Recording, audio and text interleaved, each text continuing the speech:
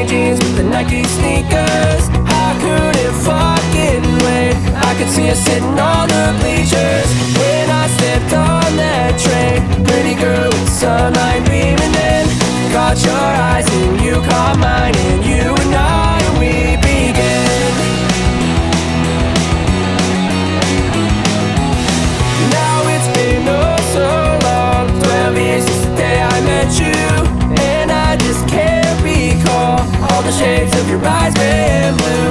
So I'm still writing songs about the girl with the sunlight beaming in.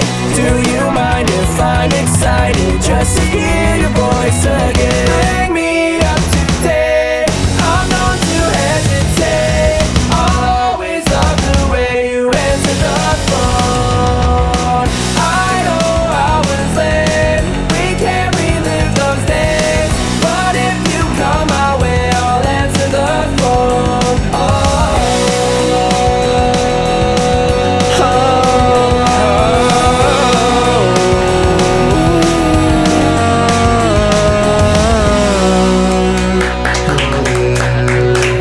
That was, thank you, Adam Glab, for that. That's a Blink-182 inspired song. Thanks. Man, that really nails the vibe, I feel like. Yeah, it's super. I like it. Like I said, when you dropped it in, I was like, "That's Sounds like Blink. That's on point."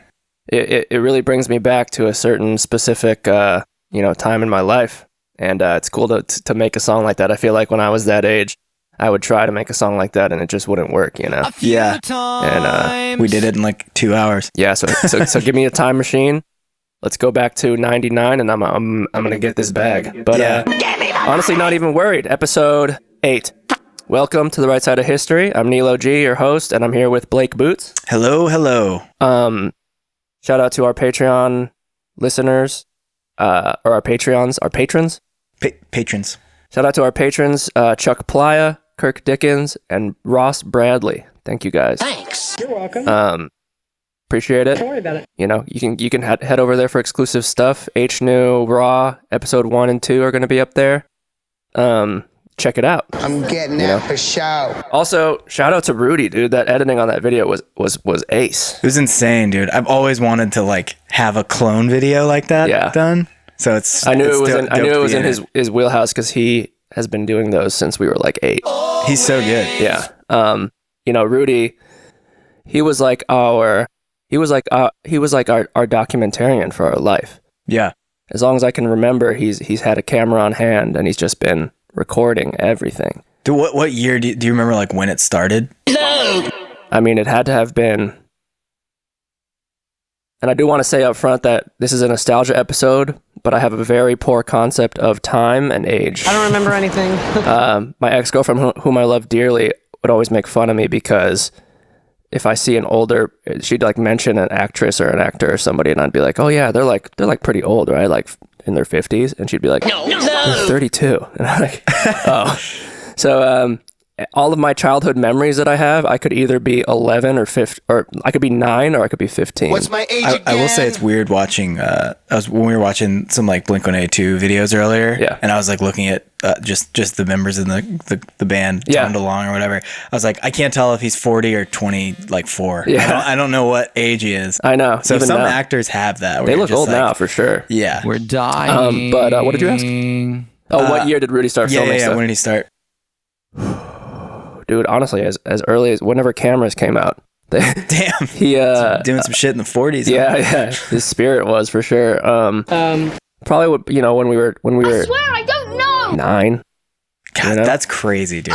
And he's like still doing it, which He's is still so doing dope. it. Yeah. So he once we hit middle school, high school, he started putting together these compilations of stuff that we would do with our friends. He was that friend. And he had this series called Random Crap. It was Random Crap, and there's literally 7 seasons of this series that so he's that nostalgia dealer, Yeah. I got a lot of stuff has been happening recently that kind of has made me think about old times like that. Yeah. And so I kind of posed the idea of doing a nostalgic ep, because on one level it is like sometimes they say it's not good to look back, it could be a bit of a bummer, but on the other hand it's good to, I think, remember the good times you've had. celebrate them. Yeah, I mean, if you're not constantly doing it, Yeah. like, why not? You know, Exactly. just a little pop. And so I've been getting back in touch with some people, and it's been great. And so Rudy, you know, he's that nostalgia dealer. Mm-hmm. I was craving a hit of that Nas earlier this week. Called up my boy. I said, "Give me the full dose." The You know? goods. Yeah, give me that Nas. I need that Talgia up in my fucking lungs, dude. Mm-hmm. And he delivered. He sent a pack of videos, music. We used to make compilation albums. Back when it was just me and him, we had albums of songs we would make. They'd be like 30 tracks long of just like beats that we made in Fruity Loops studio. Oh God, we could use some of them maybe for background music for this episode, but they were hilarious. Definitely. I love the you gotta put the rent MIDI on here. Oh yeah, I did a MIDI. That one's so good. I did a MIDI version of the song from Rent. 525,600 minutes. 525,000 moments so dear. 525,600 minutes. How do you measure a year? In moonlights, in starlight, candlelight, in plantains and cups of coffee, and tears and laughter and strife. Oh yeah. That was a really good song. It was a really good song. Well done. That's why I recreated it. I wanted to pick it apart. You gotta do it. Reverse engineer it. And you know, so Rudy was really that Nas dealer, and he's always been doing it, dude. He was kind of I used to live at his house for a few years. I said, did you see a bird fall from the tree outside? Yeah, I don't know what was going on there. Anyway, I used to live at his house, and you know, we started our first band. There was a kid at his school named Mike, who's my best friend now. Squidward is my best friend in the world. Who was that friend? You're both my best friends. Oh, it's cool. We got layers. It's fine. No, but he's you know, and he was like, Rudy, or Rudy passed him a note, I think. He was like, Excuse me, sir. some sort of thing where he's like, Excuse me, sir. hey, do you want to start a band? I heard you played guitar. And he was like, Yes. yeah. All right, let's go. And so they hung out a couple times in middle school, and Rudy was like, my cousin plays guitar as well. That's me. I don't think I should be Me in and the Rudy band. are cousins, I'm not cool enough. family.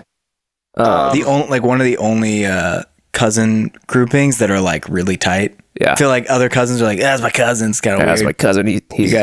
He shows up to the picnics and People in bands are cool. You guys are like brothers. It's yeah, kind of exactly. cool. Well, I I'm have not cool. two cousins that are like kind of brotherly. Yeah. But and Mike was like, I have a friend who plays bass. You know. So Mike came over, and I remember thinking, because we started playing, right? And Justin came over. He was a guy who in episode 2 talked about his time as an Uber driver. It's a formidable scent. And you know, we were jamming, and I remember thinking, this guy Mike, I don't know if he's better than me at guitar or not, but I gotta take this motherfucker down. You're about to man. get a serious I gotta be beatdown. better than him. And it really lit a fire under me to become a better guitarist. I'm gonna be ready. Positive. I'm gonna kill him. Positive, dude. That's. I didn't like him. I didn't like him at first, and he didn't like me. He's vile and cruel. You know. Yeah. But that's how the strongest bonds form. Yeah. I've honestly noticed if you kind of like talk, if you think back to like someone that you were like, Yeah. you get the first impression of it, you're like, I don't know about this person. Yeah. Then they end up like somehow like just kind of getting in, and you're like, they're pretty The one dope you actually. fucking love, yeah. You know what's a Yeah. love-hate thing? Yeah. So we ended up bonding. We played Right now, I really love played them. Beverly Hills by Weezer. You know, and I played the solo on acoustic guitar. Wow. Yeah. Hurt them fingers. It hurt. Oh, fuck! And we also played Oasis, Wonderwall. Okay.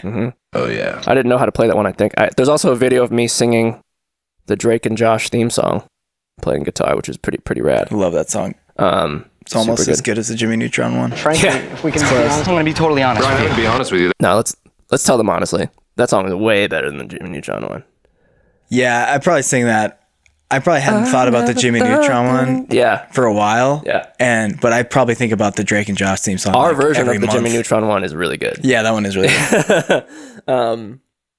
You know, so, and Rudy was documenting the whole thing. And so these guys, you know, we came up and it was us, we had a neighbor. Her name was Grandma Nina, or we also called her Grandma Babushka.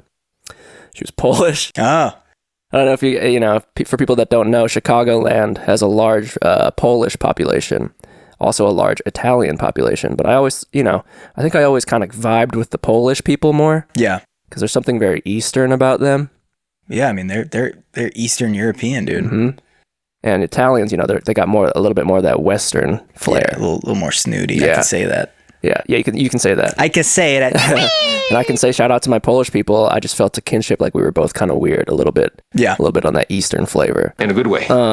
But yeah, Grandma Nina, one time we were just playing in the yard and she goes, I seen you throwing the papers. Stop throwing the papers. We're like, what does that mean? Sorry. He's like, I just seen you throwing the papers. And we just couldn't figure out what she meant. I'm sorry. Were you like letting it rain money or something? I think we were just throwing some papers around for some reason. Yeah. It's not real cool. And we would draw pictures and sell them to her. 25 cents. She'd buy them. After like about 3 or 4 pictures, I was like, I got to raise my rates for the amount that I'm working. I can't be doing this for a quarter. Yeah. So I was like, 30 cents, Grandma Nina. You gonna pay up or what? Okay. My mom was like, you got to stop selling your pictures to the neighbor. So that was my first, my entrepreneurial get up that kind of got squashed by the man. Damn, that's a 20% increase, isn't it? It's quite a bit. Money and the Yeah, one time I made a list of chores for my mom, and I priced each chore. Hey, Mom! I said, I'll help you with stuff around the house, but these are my rates, Wow. And I think they're pretty fair. And I drew them, like I made like a chart. Yeah. And it was like dishes, 50 cents, like cleaning, sweeping, $1, like all this sorts of stuff. And she was just like, no. How can you make money with such a stupid idea? So that was my second entrepreneurial thing that sort of got squashed by the man. It was cool. I remember in my neighborhood, we had like there were probably like 7 or 8 like neighborhood kids that we would all like hang out with. Yeah. And I remember I opened up like a pawn shop out of my garage, and I would like sell like some of the more useless items. What? To like the other kids in the neighborhood, like just some like toys or whatever. Wait, you guys had like your own DIY pawn shop? Yeah, but it was like in my garage, we basically just had like, stuff passed down from like my grandma and then like that my sister left after college. So like random books and then like little tools and stuff. Yeah. And I'd be like, I'll sell you this for like $2, because that's all you really had. Yeah. And it was pretty great. And I like kept score, like I wrote down, I was like, all right, so you owe me this much and you owe me this much. We did it for like a few months and then mom was like, you can't sell our stuff. Yeah. Quit selling all of our stuff. I know that feeling where you're like, nobody in this house has touched this stuff for years. Yeah. You're like, there's no way they notice if it's gone, and then they start getting pissed. Like, what are you moving the stuff around? Yeah. Can you not that hoarder spirit. Did you have that garage where like it was so full of junk that nobody ever put their cars in there? One side was. Okay. So we had two sides. Yeah. And the left side was like, had like workout shit and like just tools and stuff. My aunt's garage. Rudy's garage is still to this day filled with so much stuff that we like used as kids that it just doesn't get used as a garage anymore. We had a thing like a sled, a red grass sled. Oh yeah, we called it the red thing. And we would luge down like this hill over by the Blue Park, and we had a lot of bailouts. A lot of our fun back then was just like figuring out how to put wheels under things. Yeah, and we once nailed an office chair, like the top of an office chair, like a straight up like reclining like 2 arms leather chair. Yeah, we lopped it, put that on pieces of wood, put fucking skateboard wheels underneath it, and luged down the hill with that. Holy shit! How did that not like break apart as you were doing it? I'm sure it did.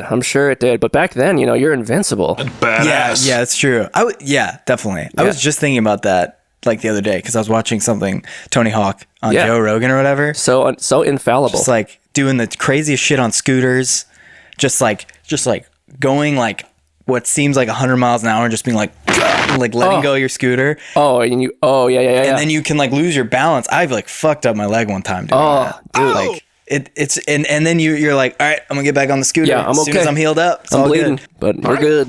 Let's go. Yeah. Is that blood? And nowadays it's completely different story. Yeah. You know? It's like Bumped my knee on the corner of the table the other day. Remember that? Oh god, that was really bad. It sounded really bad. It sounded like you broke it, honestly.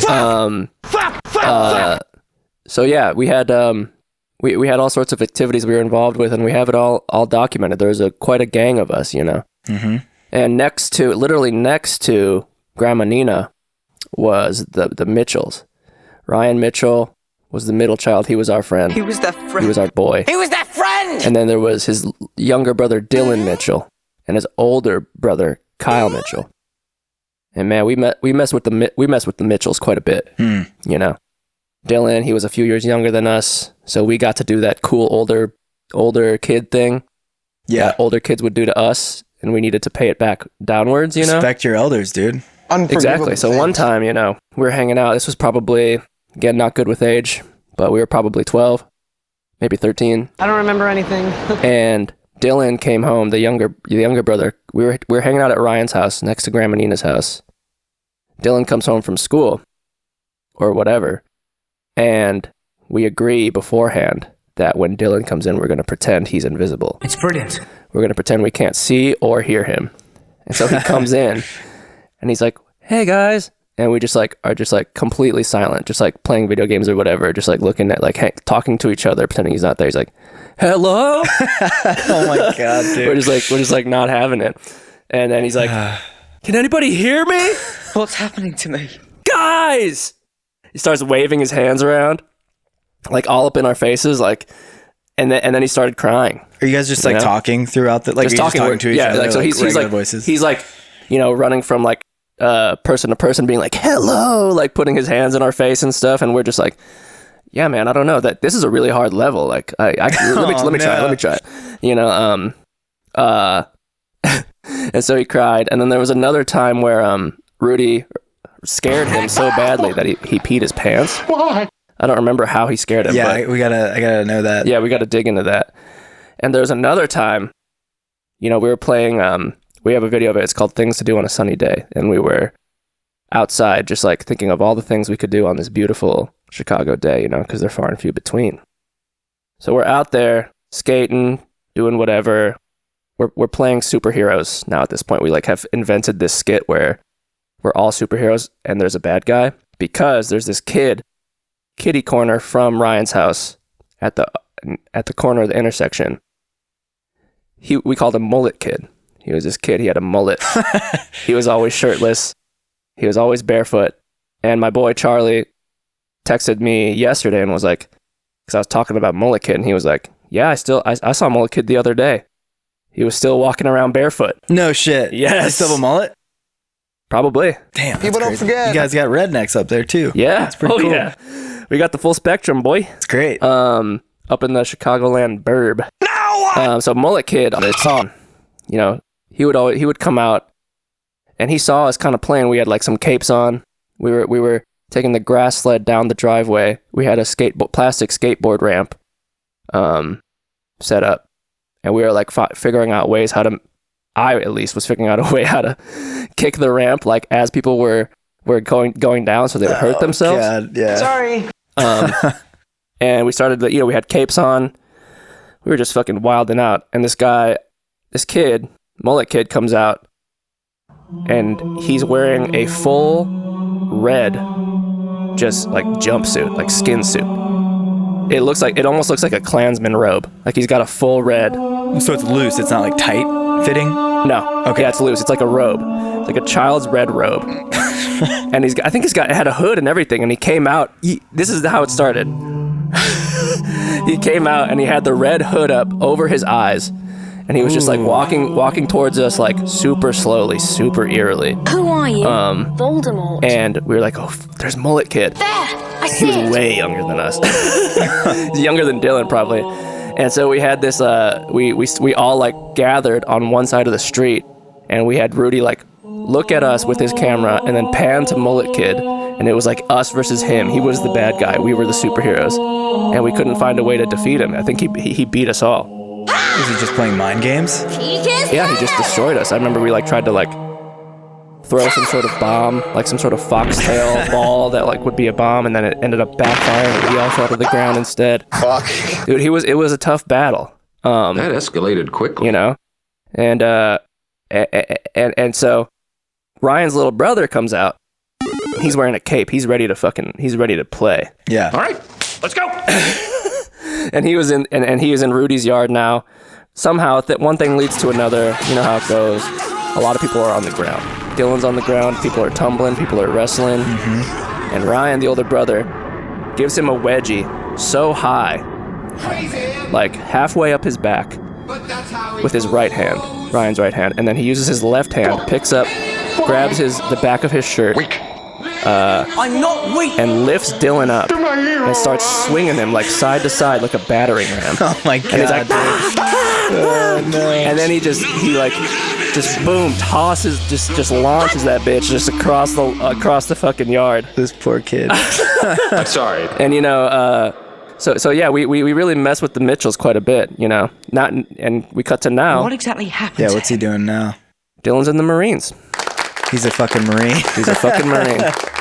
That's like there were 2 places he could go, and that's one of them. Yeah. You know?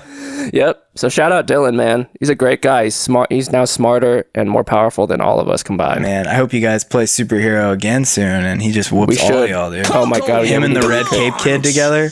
We need to recreate that. Yeah. Oh my god. Shout out Dylan. And then Kyle Mitchell was the older brother, and he tried to be like too cool for us. So I think we tried to like mess with him in as many ways as possible. Yeah. So this one thing we invented, we started calling him, we started saying happy birthday to him every day that we saw him, which was every day. Even when it wasn't his birthday, he would walk by, he'd be with his friends or whatever. We'd be sitting on the parking blocks, just chilling. He'd walk by, be like, happy birthday, Kyle. He'd be like, what? I'm like, happy birthday, Kyle. He'd be like, it's not my birthday. I'd be like, That doesn't make sense. happy birthday, Kyle. Oh, man. All right, we'd go inside. Next day, again, we're playing outside. He comes home. Happy birthday, Kyle. He's like, it's not my fucking birthday. I was like, well, happy birthday, Kyle. We did this days and on end. Every day, happy birthday, Kyle. And, one day he like walks towards us and he pulls a little knife out of his pocket and just like gets up close and he's like, did you say? Gotta stop saying fucking happy birthday, Kyle. Bring We're like, it on, whoa. Bring it on. Okay, It's gonna lose its meaning. Yeah, it's gonna lose its meaning. What about when my actual birthday comes? It's not gonna feel as special. So our band that we had a band, and we named a song after him. It was called Happy Birthday, Kyle. We're disappointed in you. So he could immortalize that feeling and stop saying Happy Birthday, Kyle. And we were texting Ryan yesterday because I was trying to get these like stories. Again, my memory is really bad, so I was trying to get refreshed on these stories. And somebody brought up Happy Birthday, Kyle, because I was like, what are some standout moments you guys remember? Justin was like, happy birthday, Kyle. And then Ryan was like, just told Kyle happy birthday. Oh, Jesus Christ. Literally 15 years later, man, still haunting him. I wonder if he appreciates it now. He's like, that was kind of funny, actually. Yeah, man. Back. I've seen him in Chicago later on in life, and we had a good time. We had some beers and watched a show. Oh, nice. Yeah. What was y'all's band's name? Our band name was Who's Really Winning? It's good. Yeah, it was that's definitely a brainchild of Justin's. Yeah. He was like the original absurdist of the group. He had these really creative names, and we were like, we couldn't think of anything, so we'll do Who's Really Winning? It's quite pungent and in a good way. We had a song. We would always go to the 7-Eleven. There was a 7-Eleven right behind Rudy's house down the street a little bit. Mm-hmm. Now it's a place you go and you play slots. Oh. In a strip mall. It leveled up. Yeah. The lady who worked there, her name was Dharma. She always thought we were stealing, even though we weren't. You don't steal from a 7-Eleven. It's too tight. Too much recording. You steal from the CVS across the street. Mm-hmm. That's the wild, wild west. You gotta steal from the big corporations. Dude. Exactly. They don't care. You could slip Once a thief, always a thief. A Ball's guarana drink, down the pant leg. Oh yeah, because we're baggy back then. Yeah, and nobody's none the wiser. So Dharma, we were filming one of our random craps, and we had a camera tour. We had a friend in a full polar bear suit with us walking around. And we go, hey, can you say who's really winning into the camera for our little vlog? And she was like, I don't know who's going to be winning, but you stop stealing. And we're like, oh, shit, we're not stealing. So we named a song after her, too. And it was called Karma Starts With a D. That's good. I wonder if she ever... there's no way she ever heard it. She never heard it. I wish she would have heard it. But Rudy would print set lists for each show that we had. You know, we played a lot of shows at local churches, community centers. My real MO with starting the band was basically to have quote-unquote band practice as often as possible, aka get as many of my friends as possible in one place and just hang out. I do this because I love it. And that was kind of my move, you know? And but he would make these set lists, and we had Karma Starts With a D on there, and we had a little cutout of her face from the video just next to it to remind us as we played on stage. And he's got all the flyers and all the set lists from all our shows scanned and digitized. Oh, that's so good. So we have all of them. We'll show you guys some of those. It's quite cool. Yeah, it's funny that it's so funny that I feel like our band paths were so different because you had more like the kind of like emo, pop punk, and then eventually like indie. Yeah. And then we were like, my band's name was at first Bongo Generation. Oh my God. Where it was 3 of us, and 2 of us played bongos, and the other guy played guitar. Mm-hmm. And it's funny because we didn't have any bongos in the song, so we're like, maybe we should change our name. So we changed our name to Sunburn and Satisfaction. All right. And that was our like first Oh my God, you guys were like the Beach Boys. Yes. It was a little beach. Well, that's so Charleston to like live in Charleston and be like, That's a really good point because geography, I think, goes into your mind. We would have played at like a local bar on the beach. The docks, yeah. Acoustic guitar. Like, oh my God. Yeah, like 2 singers and stuff. This is why Midwestern emo is such a thing, is such a brand, and is such a way of growing up. Mm-hmm. Because we would be like in basements of churches or like in the main room of a church when there was no mass going on at night. Yeah. Or a literal barn. There was a place called the Matchbox in the town I grew up in where we had to battle the bands. And, or it would be like, I remember cold emailing like these venues that I would find like on MySpace or whatever and be like, hey, can we play a show?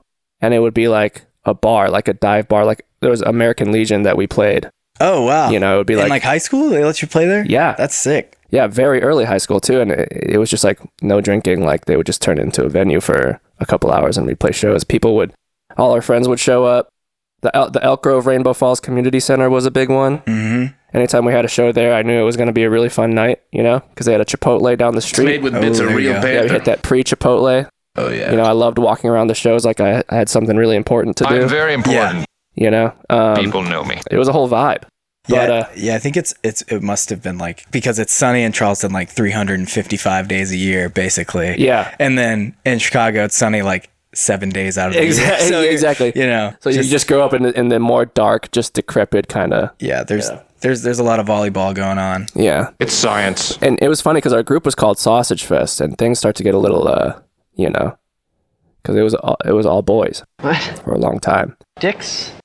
And rascals. And once you start to, like a man dick? hit puberty, and you start to get a little bit horned up, you have a little sexual awakening, you start to look at females, and you're like, oh, whoa. Oh, yeah. Things change. Things get difficult. Things get hard. It's a whole new part of your mind that you weren't even using. Exactly. Like, whoa, this is here. You're like, whoa, all of a sudden you have this brand new prerogative, this like motive that you didn't know about before, where you're like, oh, I want to be cool. I want to be like seen as somebody that you could, put your lips against. Yeah, their yeah. lips. Give my middle nut to start dating Becca. So things start to change. You start to work girls into the group. The girl world had a lot of rules. And you start to hang out with girls all the time, dude. I remember those early crushes were really something. That's a smell of desire, my lady. Yeah, we're talking like the middle school crushes, yeah. Middle school, high school. Yeah. Duh. You know what? I'm gonna let's call my friend because I told her I'd do it by 2. Yeah. And then we'll loop back around to this. I'm gonna put a note. Okay, type. So this girl was like my best friend. Been best friends and will be till we die. Some audio. SteveJobs.com/HNEW. Love that man. Hello? Hello? Valpal? Hello? Hi, Nilo. Oh my God, your OTP. Hi. Oh my gosh, thanks for having me. Oh, absolutely. How are you? What are you doing? Oh my God, Nilo. It's extremely loud. Fuck. Is this better? Like I cleaned it. Yeah, that's better. Okay, what you doing? Oh, I'm with Leanna and Krista. Oh, tell them I said hi. What are you guys doing? We're just hanging out in Krista's new backyard. She just bought a house. Oh, congratulations, Krista. Do they know you're on the pod, etc.? Yes, they do know I'm on the pod. Have they heard the pod? Have you guys heard the pod? Yeah, I watched the first episode and it freaked me out because he was talking about like his boner or something. Is that Leanna? It's Leanna. Leanna's always been freaked out by my boners, dude. That's not cool. Oh, say that again, Leanna? I didn't want to know about Guppy. Oh, wait, can you have Leanna tell me about Guppy on the phone real quick? Here. All right. I would like you to tell him about Guppy. Explain Guppy to him. Hi, Nilo. Hey, Leanna, how you doing? Good. How are you? Good. I was hoping you'd be there and would be willing to tell this Guppy story. God. Do you remember when we were in high school and I don't know how old we were, like 15, 14? Yes. And you had basketball shorts on. And Oh yeah, bro shorts. But I don't think you had underwear on because you slept at like Rudy or Ryan's for like a week straight and you didn't have any more clean underwear. And like the wind was blowing perfectly against your pants and we all saw like the shape of your dick. You know, the borders and outline of my dick. We were absolutely mortified because none of us had seen a penis yet. And I think we saw yours. It's the pleats. It's actually an optical illusion. It's the pattern on the It's pants. like a guppy. And you were like, it is. Yeah, the camel tail. No, okay, you're leaving out a crucial detail. What was it? You took your like two fingers, like almost like a pincer, like a crab claw, and you grabbed it for a second. Oh no, I'm so sorry. Yeah, it's all right. You pinched first touch. You pinched it, and you were like, "It's like a guppy," and I was like, "Ah." Oh, I'm so sorry for molesting you. No, that's okay. I mean, honestly, that was probably the best day of my life at that point. Okay. I'm not too worried about it, really. No, I'm kidding. But Don't worry about it. I'm not worried at all. You remember I used to sleep at your house all the time, actually? I feel like I sleep there pretty regularly. It's cutting out for some reason. Oh, my... Can you hear me? Yeah. You remember? So me and Val were just talking about that one night that we slept over. Do you remember that? Yes. There was like a bra lying around, and I called bras boob shells, and then it like became a new term for you guys. Oh, yeah. I still use the word boob shells to this day as a grown adult. Amazing. All right, pass it to Val. Okay. Bye, Nilo. Bye, Jason. Hey, no, bro. Hey, Val pal. Hello. Your phone just cut out. God damn it. Can I just call you on Blake's phone? Sure. Will you still talk to me? Yeah, of course. Oh, hell yeah. Okay. I'd BRB. survived my first three-way We calling should call it attack. a guppy. That's like too perfect.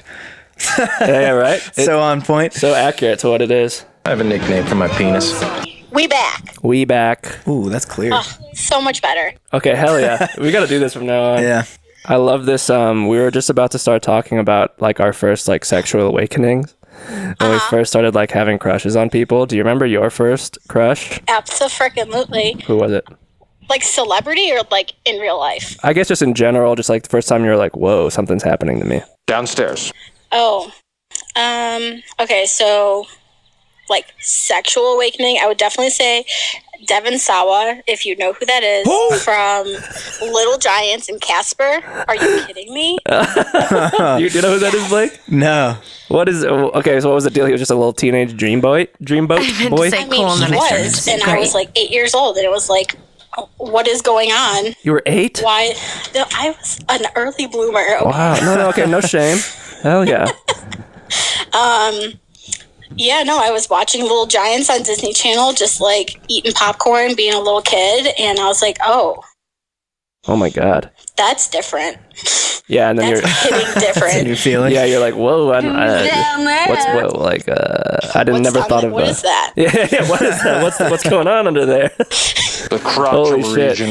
It was like, I mean, he's still a super hot man, so if you want to like Google him. oh, he's hot now I too? have to peep him Oh later. God, yeah, he grew up to be a straight daddy. Oh, damn, Oh, hell yeah, Zaddy. Damn daddy. Love that. I was so stoked to find out that you had listened to the pod. I was like, no way, Valpal's listening to the pod. Always, Nilo. I'm always going to support your endeavors. Oh my God. Yeah, you've always really been a champion for my endeavors. Thanks. That's what friends do. Do you remember we bonded that night, but when did we start? Because I feel like I hung out with you all the time. Yeah, we pretty much hung out every day for like 2 years straight. Damn. Hell yeah. I would say. Well, my question is, why? Why? Why? I mean, I know why. Fucking delight. It was the best 2 years of my life, but like, what did we do? How did we fill up that much time? I have no idea. Well, we were just bopping around freaking Hanover Park, going to Franklin's or going to Leanna's, going to Kelsey's. Get in, loser. Was it me driving or you driving? Either way. Well, Either way. I think it was both. Either way's Yeah, fine. I do remember times where you would be driving, but I think I felt the vibe of like, I'm wasting her gas, or like, I don't remember anything. it was just, No, because I was one of the only people that had a car or a license, so I always drove. oh my God. And you were Rudy got his car after? or borrowed his mom's car. I don't remember. I don't remember anything. This was like, what, 12 years ago? Yeah, it was quite a while ago. But you dated one of our friends. His name's Aaron Samuel. For like a week, yes. For like a week, and we wouldn't stop talking about it for probably to this day. We still don't stop talking about it. That is not true. Wrong. That is so not true. So wrong. But he like got mad one time and threw his phone at the wall. Do you remember that? I do remember hearing that. Oh yeah, you heard about it. I thought you were there. No. Apparently that happened when we broke up. Oh yeah. Oh man. Wow. Yes. That was a relationship for the books. I love that one. God, you guys were so great. We were 15 and 16-year-old lovers. My first sexual awakening was probably. She opened up my world. I don't know. I have so many weird memories of like trying to like find stuff online once I started feeling some type of way. Right. And then I would have. But it wasn't like a cartoon character or anything like that? Yes. It probably was. Yeah. Sailor Moon or something? Yes. It's probably fucking Sailor Moon, knowing me. That's it. I mean, honestly, Ash, like, from Pokemon. Ooh. I'll bet. What was the name of the guy from Digimon? Oh, with the goggles? It was like Ty or something. Yeah, because he was like something too. He was bad. Yeah. He was a baddie. I mean, He was a baddie. Misty was out there with the fucking the crop top and the short shorts Look at from those Pokemon with the yellow shirt. Yeah. You make me smile. I mean, yeah, that's when it all began for sure. Like, that's like a STEM for people who really enjoy those ginger types. Oh yeah. Yeah, I honestly think my like taste in Come here, girl. in girls now is like because of those shows. I feel You like, make me smile, girl. What is your go-to taste then? well, it's like a pale white brunette chick, you know? Through. Yeah. The more translucent, the better, man. The gingers, love it. But Oh my gosh. do you remember when I first started dating Stephanie? I do. Do you have a good memory for these things? I feel like she has a really good memory for this era. Stephanie has the best memory I've ever met, like anyone I've ever met in my entire life. Okay, that's crazy. I have known Stephanie since I was 3 years old. We met in preschool, Whoa. and she's been my best friend ever since. Till we die. She'll pull things out from like the second day of preschool. Like, do you Whoa. remember when we were like sitting there and like I invited you to come sit over with me? I was like, no. What are you talking about? How did she do that? That's so crazy. I don't know. I was talking to her last night and she had sent me like a video of a birthday card that I had given her that she had saved. And I was Oh God. is it really What did it say? It said there was a girl eating chocolate on the front of it. Like a little girl. The card was brown. I drew like a smiley face on it. And you open it up, and on the left side of the page, it was all blank. So I wrote, I said, "You poop mouth, get that poop out of your mouth," which was a line from Anchorman, which is the movie we were watching when I asked her to be my girlfriend. What a romantic card. Super romantic. And then I said, I hope my gift makes up for this terrible card. And then on the right side, they had printed, "If the chocolate fits, wear it." But I crossed out chocolate and I wrote gauges, and I crossed That's out cute. it and wrote them, because I had given her these size 00 gauges that I had bought from I think Hot Topic. You know, and so she has the card still, and she still has the gauges because her gauges are still the same size. Don't act like you're not impressed. Well, that's just adorable. Right? That's really cute. Nilo. I know. I hit her up last night, and I honestly was like, she's probably not going to respond. And then she hit me with that, and I was very emotional. I cried a little bit. Yeah, I cried. But yeah, I remember then, man, I tried to be so cool. Like, I was in the band. I was like, oh my God, I just landed this fucking badass from MySpace. I'm cool. That is like super cool, You're like super the funny. coolest person that's I can't ever talked believe to it. me. I changed my MySpace song to fucking Shiksa by Say Anything, which is like he's like I have a girlfriend now is like the chorus of the song. I was like so stoked. By some divine miracle, we were paired up. She's DTF. I remember feeling at that time just like being so scared to do anything like intimate. The crotchal Was she your first like ever touching? I don't even think we ever got to that point. Really? Yeah, we would like make out a bunch, and then anytime she would like be trying to take things a little step further, I remember being in her basement downstairs. I would be like, You're really pretty. Just keep kissing. Jesus Christ. I'm not ready. Literally, it was so weird. I was just scared. I think I don't know. I don't think I had like cross-referenced, my penis to other penises enough. Dicks? And I was like, what if I pull my pants down? She's like, what the fuck is that? That must be a mistake. I'm gonna fucking throw up. So I was like, I'd rather just avoid that confrontation. And I think that kind of led to our demise a little bit because she was a bit advanced. She was. She dated an upperclassman. No. Prior to you. Oh, fuck. Oh, fuck. So I came in here like this little I remember that noob. being like, I'm gonna kill him. one of your things that you were like, I'm just not like Fuck me, right? what she's expecting. Really? Who said that? Yes, I remember you telling me this. Wait, what did I say? Please. I just remember a brief conversation. I can't say it verbatim, but you're Okay. just like, I know that she's, dated this guy for however many years, and I know that she's done things that I've never even come close to doing. She's well versed, and I'm in here just I'm in here raw, just like I need my hand held. She was like fully ready to go. Oh my gosh. I Well, know. you know what? It happens. It's fine. No, I'll I be love fine. it. I love it in retrospect, like revisiting it and being like, wow, we were having fun. We were I chilling. know.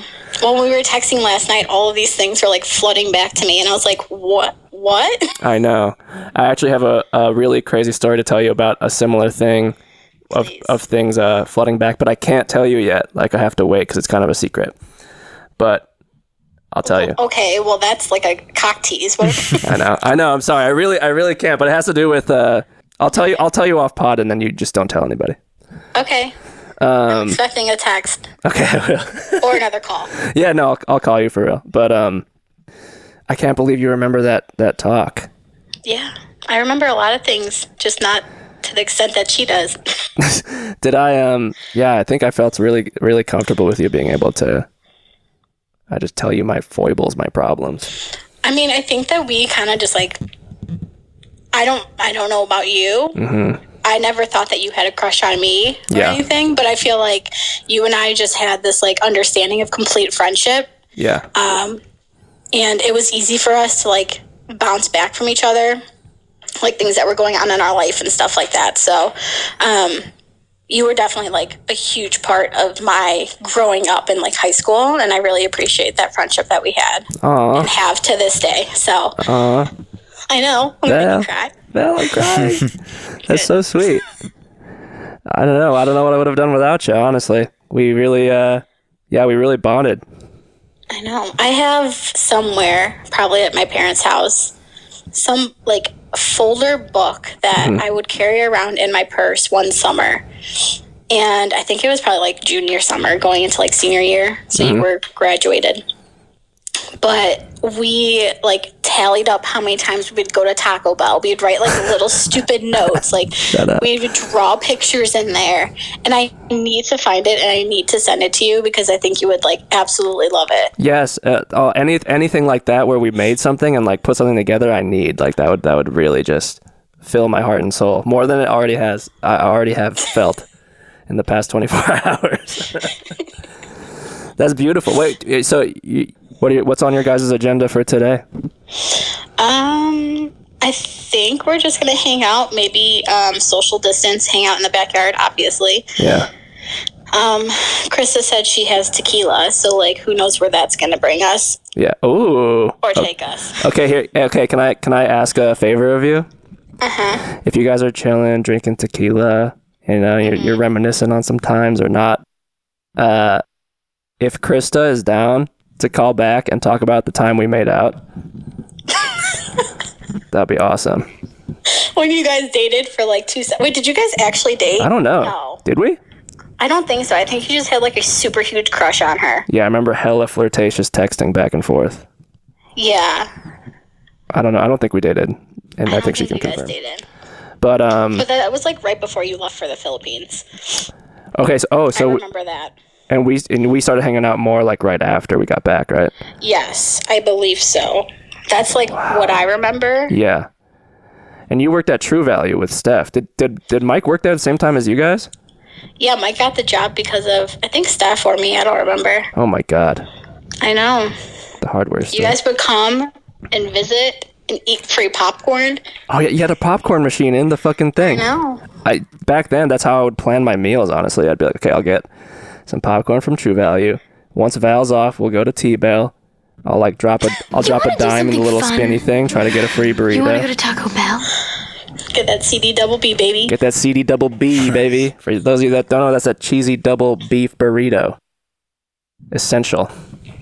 It was on the dollar menu. That's why you got it, you cheapo. I was I was pretty thrifty back then. Did you have a job back then? Oh yeah, I had a bevy of jobs, I think. Was I working at I was either working at Cold Stone or Chili's or Kumon Learning Center or... I'm good at math. I understand math. One of those. Just cannot imagine you being like a tutor. Oh yeah, no, I wasn't. I was like grading papers, like off to the side. Oh, well, that makes sense. yeah. I understand math. Do you remember... Okay, so let me try to think of like a couple things that I remember. I remember one time... I don't remember anything. We drove by this neighborhood that had like really nice houses. Mm-hmm. Do you remember this? And we were like, okay, if things don't work out for us, like with people in like 20 years, we need to get married and we need to get a house like in this neighborhood because these houses are fucking sick. I mean, that sounds vaguely familiar, and like I'm still down. Oh hell yeah! No, it was called like Deerfield or like, God, I don't remember. It's like Running Deer or something, but it was just a very dope neighborhood. And we're like, yeah, we're gonna get one of these houses one day when we're on the come up and we're rich. Hell yeah! Don't know if we're still not sure if we're there yet, but we're working on it. No, but you're down. I'm down. All right, hell yeah! I'll get on Zillow and start looking. Okay, cool. I'll make sure James is like cool with it. Okay. Yeah, no. Yeah, he can. he can be like the third roommate or something. Yeah, seriously. No, but okay. So all you guys need to visit. I'll let you get back to the party, and I'll call you later for another little chat. Great. Sounds great. I want that secret update. I'll get you that secret update, and I'm so happy that I don't know. You think fondly of our friendship. Yeah, of course. Yeah, because I think very fondly of our friendship as well. Nilo, you're gonna make me cry. Hey, it's good content, so. I'm a really bad actor. But thanks for talking. I can't believe you agreed to it also. For sure. Of course. Anything for you guys. You guys are doing a really great job on the podcast. Like, keep it up. Thank you. It's so funny. Thanks. You like it? I love it. I do this because I love all right, it. Hell yeah. Does James like it? Has he heard it? He does not listen to podcasts. Neither does Stephanie. Krista doesn't listen to them either. Okay. He just can't get behind it. I'm like... But you got to be like, guys, this is different. They do music. Yeah, this is different. Yeah. The music is so fun. Yeah, right? It's so good. They'll, oh my God, thank you. It's like almost like it's your job or something. Yeah, it's almost like professional. We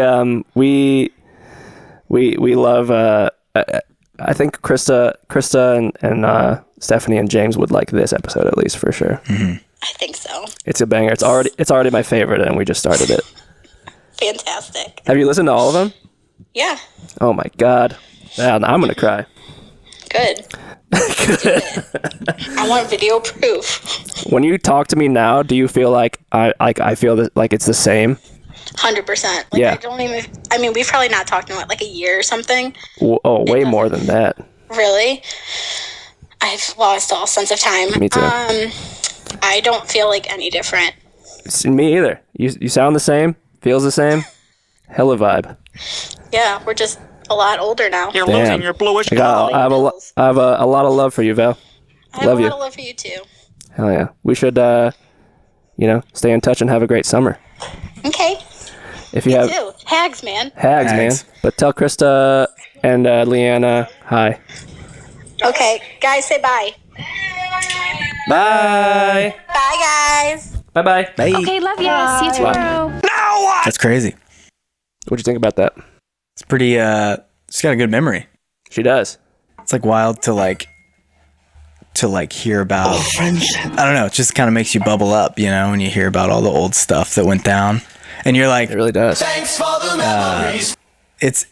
You could tell you guys were really close because, like you said, like it's like it was just yesterday kind of thing when you're talking again. And that's like the sign of like a true friend is like you call them back and you're like, what's up? And it's not just like dilly-dallying, it's like actual conversation. You're always worried that if you reconnect with a friend, it's going to be weird or awkward or they're not going to get you the same way or something like that, Yeah. And I thought it's just really nice how she was like, I was a huge part of you growing up and you were a huge part of my growing up and I really appreciate that friendship. Yeah, because it's true, man. And why don't we say that every day? Why can't we say that more often? I just love you. I just want to go to the rooftops and scream. I think you just kind of you don't really forget, but you just don't like think about it. And then you like really think back and you're like, oh shit, they were like I hung out with them every day for so many years or whatever. I miss you. Integral, and that was awesome. That was like part of my like growing up years. Yeah, you would probably be a different person had you not hung out with her. Completely different, yeah. And her the same. In a good way. And it's nice to hear from friends and be like, hear that they're good and be like, I'm good. Are you good? And they're like, yeah, I love you. I love you. Yeah. I love you. I love you. I'm not embarrassed. Nice. You're like, okay, we're a part of each other's growing up and we're good now. Yeah. Like we did it. I hope they actually visit. Be nice to. They will. I think we could make it happen. It'd be really fun. In like a fucking year when all this is over. At some point. Oh God. Yeah, a year, optimistically. That was fun. But yeah, that first girlfriend, man, she was advanced. Yeah. She knew techniques that I had only heard of in my wildest dreams. I think you and I were similar in that respect where like we were both like kind of prudish, but almost like it made sense at the time while we were. There was like this this like club that this church had growing up called the Annex. Ooh. In our hometown.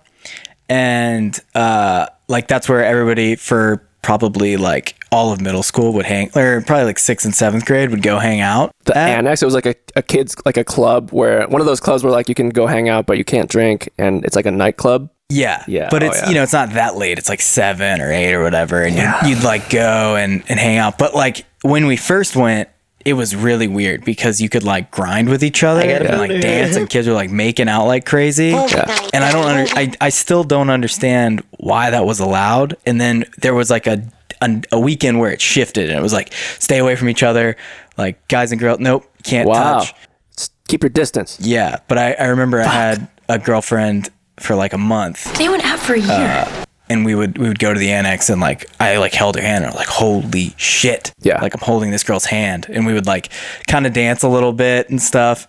And she like wanted to make out, and I was just like, I just don't know if I'm ready for that yet. You even like process You this? said that? Yeah. What is that, man? We just didn't want to. I think we have that thing where we don't want to give a presentation we weren't prepared for. Yeah. Well, you like hadn't got to the point where you're like, all right, I'm gonna like research this and like figure out how to do it right. It's like it's just fucking kissing. Yeah. But you're so nervous about it because you've never done it. Yeah, exactly. It's kind of funny. And I think she had dated an upperclassman as well, so she was like, she knew how to make out. Yeah.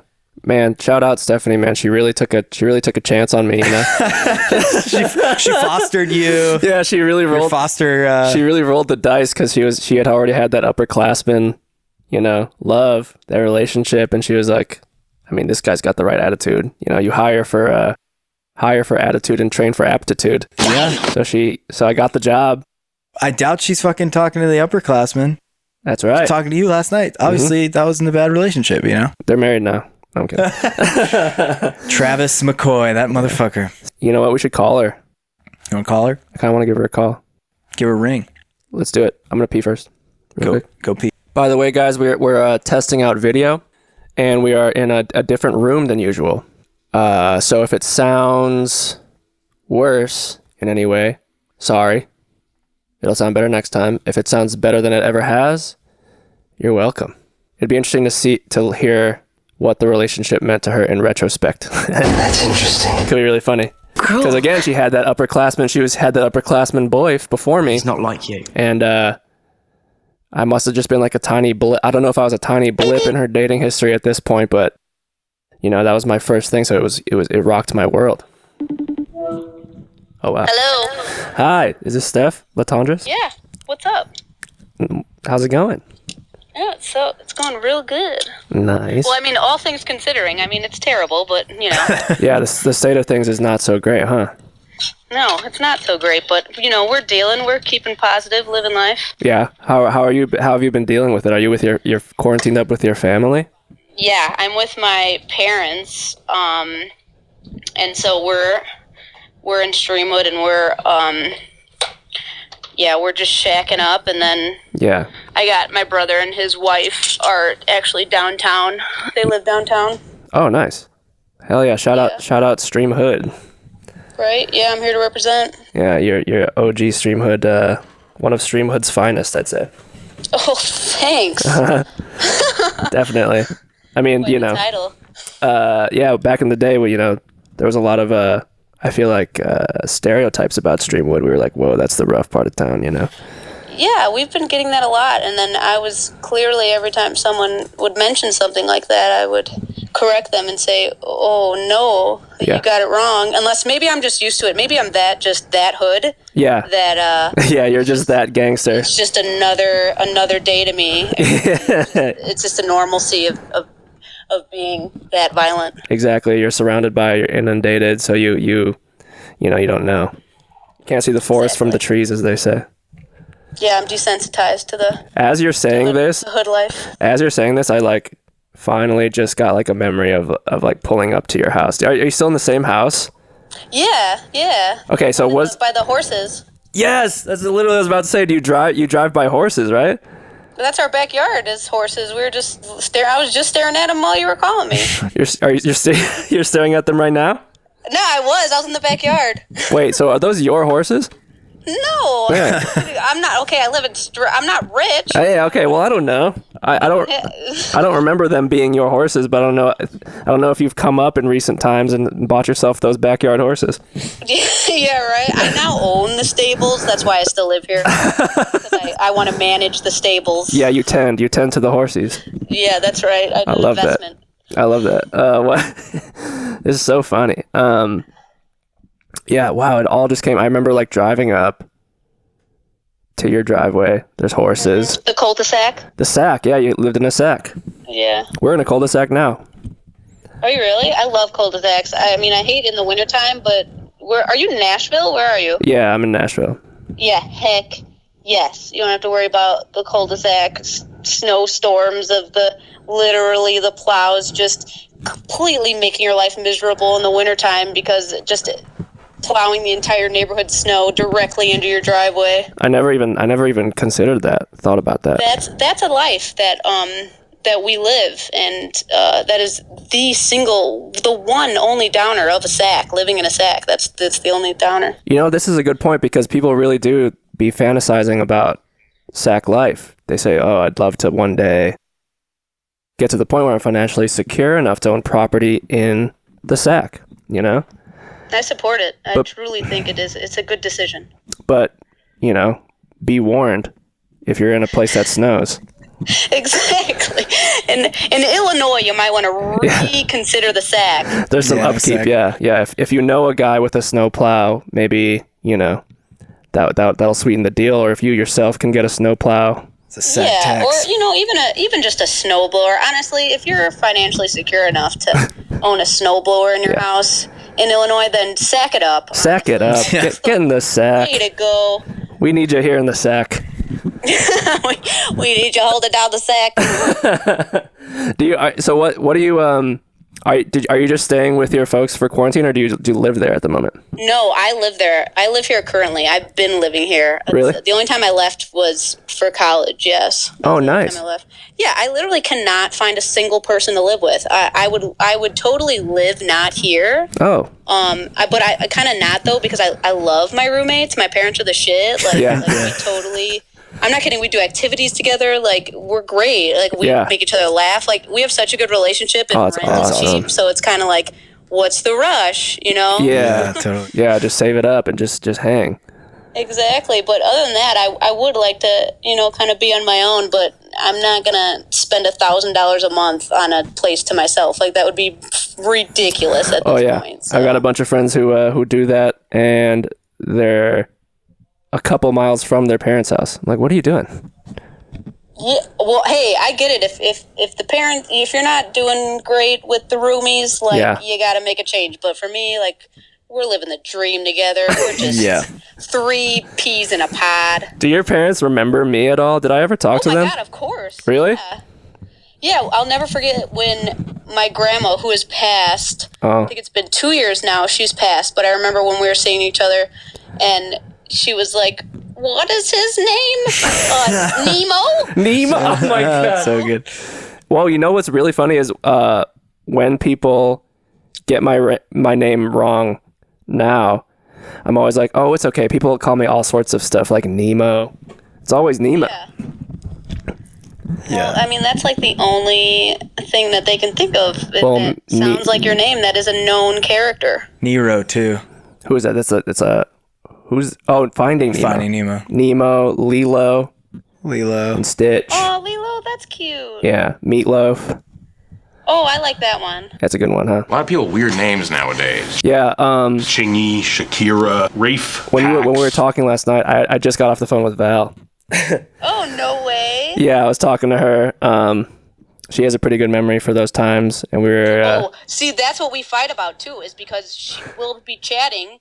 And she'll bring up some shit, and I go, that never happened. And she goes, oh, yes, it did. And she'll say something else, and I'll be like, oh, my gosh, it's all coming back to me. She's like, I always say, how do you have the best memory, Val? And she goes, shut up, Steph, you have the best memory. And we just fight about who has the best memory. Wow. She literally on the phone was like, yeah, Steph has the best memory I've ever. Who do you think's better, yours or hers? Hers. Oh, my God. Classic. I love this. Okay, so let me think about some times that she brought up, and maybe you have a different recollection of them. No, she'll be spot on, and I'll just take me a minute or two to remember. That's the inevitability of it. You guys both remember it exactly the same way correctly, and then you just both. Yeah, she remembers everything, and then I don't ever remember bringing up a memory that I don't know. Whatever, she remembers better. She said you could bring up a memory from preschool that she would have no idea about, and you'd be like, remember this? And she's like, no. Well, I honestly, from preschool, I wouldn't expect her to remember, but yes, I do have preschool flashbacks. Okay, so one thing that we talked about that I had forgotten about was that when we had dated, right? Mm-hmm. You just before me, you dated a guy that was older, an upperclassman. Yeah. Shout out. Who does he think I remember being like, I was in the car with Val, and I was like, man, look, Stephanie's just way more well versed in things that I'm just not up to speed. I don't know how these things work, I was like, damn, she's had some experience up in this realm, and I'm just coming in here fresh meat, Yeah. Do you remember that? Yeah, and I honestly I remember not knowing how fresh meat you were. Yeah. until after I gave you your first kiss, because I didn't know that was your first kiss until after the fact. And someone told me that. Yeah, not even you told me that. Someone told me that, and I'm like, oh yeah, well that lines up perfectly with who I am. I'm sure I was like, okay, I cannot reveal how much of a amateur I am. Oh yeah, total pro on the first kiss there. Thanks. Did I do well? I don't remember, but I no, just say yes. Please. Okay, yes. Hell yeah. Yes, it was Casanova. What was when was it? Was it at my house?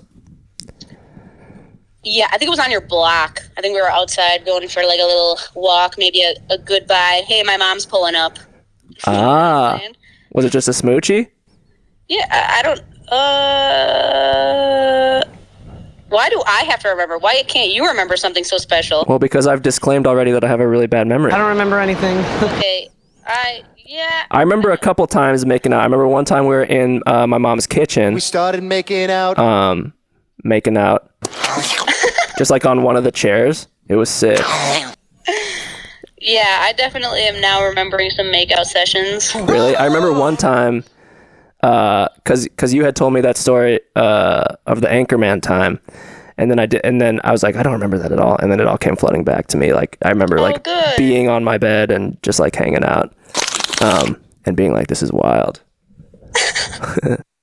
But that first day that we met on the train, crazy. Mm-hmm. Did we know about each other before that at all? No, I'm pretty sure Val was like, all right, I'm going to take you, because I wasn't extremely, like, I knew Krista and Leanna, but we weren't like friends like Val was with them. So she was like, hey, you remember Krista and Leanna? We're going to go hang out with them, and I think they have a couple of friends that are coming with. And then, so you two were complete, like, strangers the moment when I met you, and was just like, okay, hi. Like, that was, I had no idea who you guys were beforehand. Okay. And then me and Rudy, you mean? Right. Okay, cool. But you had hung out with Krista before? At shows. That's how I met. So Krista was the first person I met through Val at shows, and then I kind of met Leanna on my own. Yeah. Because she met me and my boyfriend at the time. Yeah. At the same time, and we met. Remember the Matchbox? Oh, I remember. I just brought up the Matchbox. Yes. Yeah, that's where I met Leanna for the first time, and then that story where she won the contest and she freaked out and was like, I've never won anything before, and so she like ran away from me and my boyfriend, and then apologized later, like, I'm so sorry for running away. I was so excited that I won something, and it was great. What show was it? Oh shit, probably like After the Burial or some shit like that. Oh hell yeah, dope. Yeah, I'm pretty sure it was someone Jimmy McClanahan was playing for. Oh, shout out Jimmy McClanahan. Throwback. Yo, I still talk to him. I worked with him, actually, like a couple years ago. Oh, really? Yeah. Doing what? Wait, what do you do for work? I'm still helping run Jimmy John's by my house, and then I also have my own business with pet sitting. Oh, nice. So, yeah, I actually like live at people's houses while they go on vacation, and I just take care of their household. Is that the... oh, that's awesome. It is pretty awesome, and it's decently lucrative, and it's just super awesome because I don't have any pets of my own, so I get to like live that life. Oh hell yeah! You get to live vicariously. They're kind of like your pet. Yeah, I'm all about my animals. What were we just talking about a second ago? We were talking about how we met. Okay, yeah. Okay, the day we met. What the hell is ADD? I think I remember your exact outfit. Do you remember your exact outfit? I might have been wearing my red hoodie. Yep, that was it. It was a red hoodie. It was skinny jeans, and you had those Air Force Ones. Oh my God, I must have looked like a freaking anorexic stick. I wasn't even 100 pounds at that point. Really? Yeah, I got like senior year when I was 18, it was 102. Damn. Yeah, you were pretty skinny. Yeah, definitely. But I remember being like, whoa, she fly. So cool. Do you remember me at all from that day? Because I don't remember what I was wearing or anything. Probably Vans. And I'm thinking, yeah, you were wearing Vans, and I forgot. Was Rudy like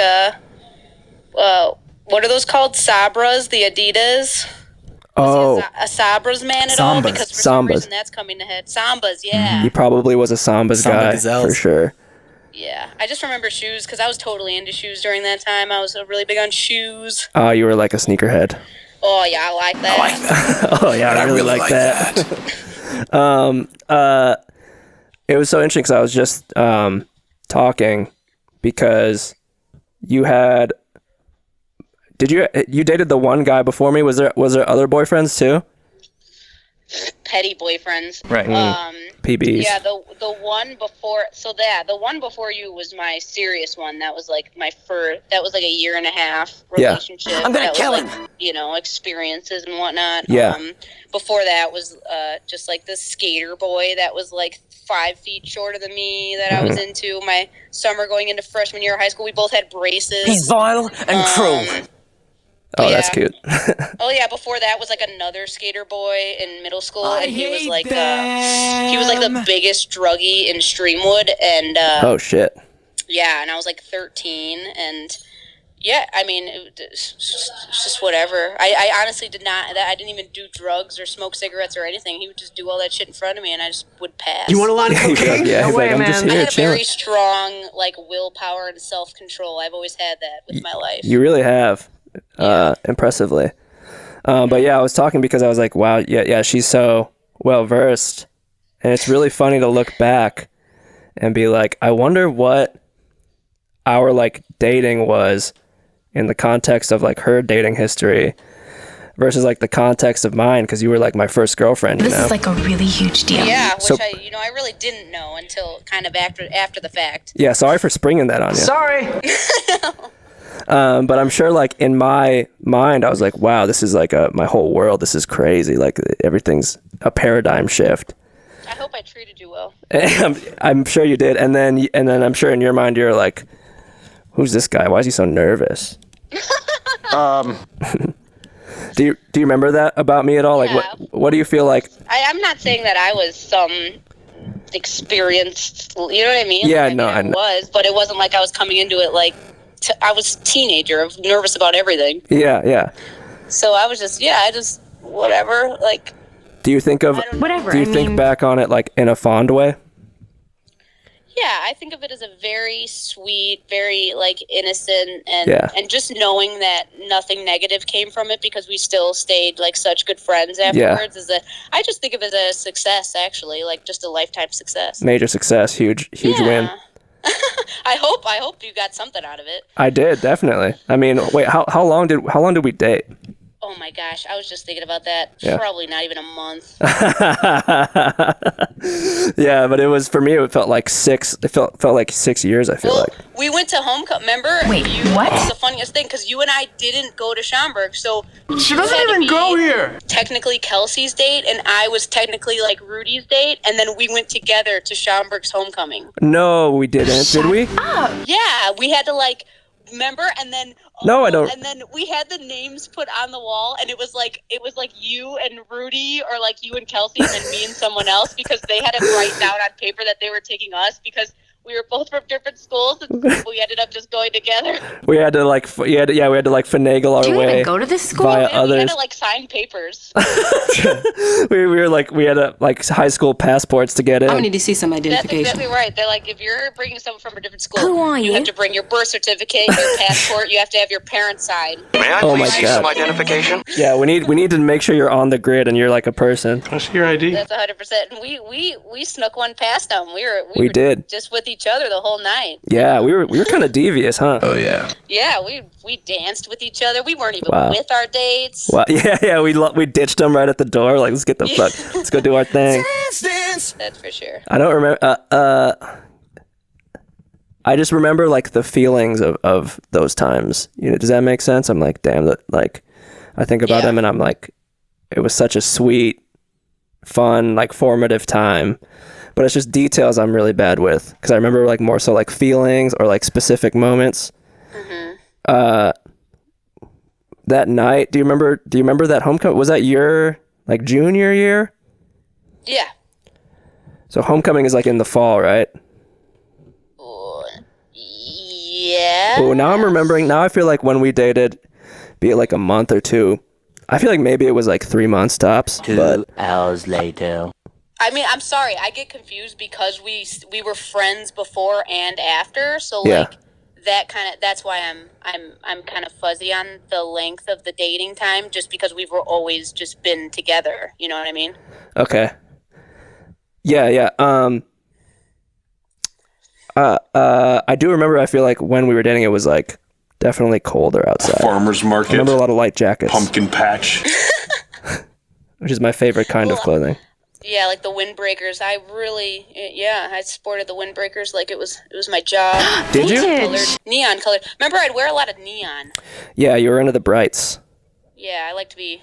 I didn't wear it to be seen. Honestly, I wore it because when I looked in the mirror, I'd smile. I'd make me smile, and that's all my life has ever been. As long as I was happy looking in the mirror, and that's I'm like. Oh, exactly. I feel the same way. As long as I think about myself and laugh a little bit, I'm in a good place. Yes. But I think like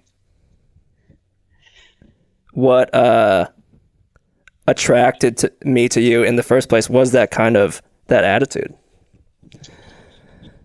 And it's funny to like talk to you now and realize like you're like still that way. You know what I mean? Yeah. Like you still have like a great sense of humor. You still are witty and quick, and you still like. You're like I feel the like coolest philosophically, person that's ever talked to me. like your principles are in a place that I really like. Yep, and that's that. If that makes sense. Yeah, this is all compliments, and it's the first of many too. So get used to it, sister. I'm enjoying it. I hope that I'm less annoying than I was, because that's something I've come to realize is that I was an annoying person growing up. Well, you feel like you're like obnoxious? At times, but then again, like, I don't know. I mean, if you're gonna be out there like I was, of course you're gonna ruffle a few feathers. Yeah. You don't. You're if everybody likes you, you're not doing something interesting, you know? Exactly. You're out there being a polarizing person. Yeah, I mean, my genuine goal was just to put a smile on people's faces, so if it came across a few frowns, then I guess they weren't in the right place. Wow, yeah, very true. How did you were telling me also that there was like in the friendship zeitgeist of our friends group, there was kind of like the inkling, the knowing that we were sort of feeling each other. Mm-hmm. Could you expand on that period of time, what that was like? I feel like people listening would really like that. There is some memories that I have about that during that time that I tend to think about sometimes, because I think about these kind of things in my relationships, is that when I first became interested in you, you were like, I mean, correct me if I'm wrong, but my interpretation was you were head over heels in love with Krista. So yeah, that was my interpretation of the situation, and also given feedback from others that was the situation that I came in on when first meeting you. Really? Okay. And so that's why I was just kind of like, all right, well, I'm gonna wait it out until he shows signs that he's interested in me, and then I can go from there. But yeah, that's definitely something I remember. Very well. Fast, head over heels, crushing on Krista, huh? Yep, that's what I remember. But like I said, correct me if I'm wrong, because I was told that, and I saw it. You saw it? Yeah, I saw it. I do remember having a pretty fatty crush. There was some text back and forth. Mm-hmm.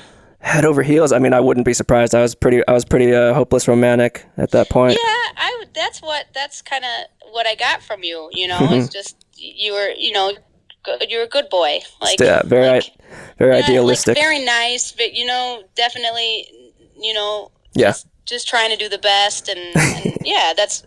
I mean, don't get me wrong, because I'm the kind of person that my whole life I kind of watch people, and I kind of make mental notes, and because that's how I learn. Yeah. So I remember, I definitely had a crush on Krista, but how come you never made a movie? Because that never went anywhere, and I remember like. As quickly as that storm sort of brewed up, it sort of also died down. And then how did that, at least for me, because I remember when I started crushing on you, that was a very heavy crush as well. Oh, really? Yes. Oh, yeah, definitely. Did that start because you got wind of me kind of checking you out, or? No, I don't remember. Obviously, this is your point of view. This is shit that I've never known. Yeah, I don't know if did somebody make it known to me that you were interested at this point? Probably, because I feel like that's kind of how I was, and I still am. Like, if I like something, Yeah. I go for it. Yeah. And that's just, so I feel like I was like, if I wasn't giving you enough hints, Yeah. I'd be like talking to the girls and just be like, yo, go ahead and you just straight up, you tell him. Okay. Yeah. Okay. Okay. You know what it genuinely would have been though is that I probably had a crush on Krista that probably came and went, didn't go anywhere really. And then, I feel like I had a crush on everybody back then, but particularly you, I remember. Hey, that's not surprised. We literally had quite the group of girls who were beautiful and just also amazing. So that, Oh yeah. We were drowning in it. We had options. No, but yeah, I remember your MySpace You guys page. on MySpace or? Okay, yeah, Jesus Stephanie or Jesus Stephanie. Jesus Stephanie, yeah. And I remember I genuinely was like, this girl is like hella out of my league, so I'm not even gonna go for it. You know what's funny is that just about every man in my life has still said that to me. Really? Yeah. I'm not trying to act like I'm full of myself. I just think that's literally something that has been told me in every one of my relationships is that, oh, I just thought you were way out of my league because I always make the first fucking move. What? Yeah. What? What is that? What do you think that is? Like in your observations, like why? Well, I think men are quite intimidated by a confident woman, and if they're not into other women, that it's kind of inferior, and there could be some complexes going on. For and sure. It's ego being like, oh well, this bitch is coming in, owning the spot. So maybe what I mean. It just kind of they feel inferior to it. 100%. Yeah, especially as a young teenage boy, I definitely was. It definitely wasn't like who is this bitch running this shit, but it was like oh god, like I don't want to seem like an absolute fucking loser when I talk to this girl. If I shoot my shot and I get rejected, it would have just been crippling, I would have been like, no. Now that I think about it, yeah, because internally I was feeling the same way. We were both teenagers. We were going through the same shit. I mean, different but same, Different but same. Same. Mm-hmm.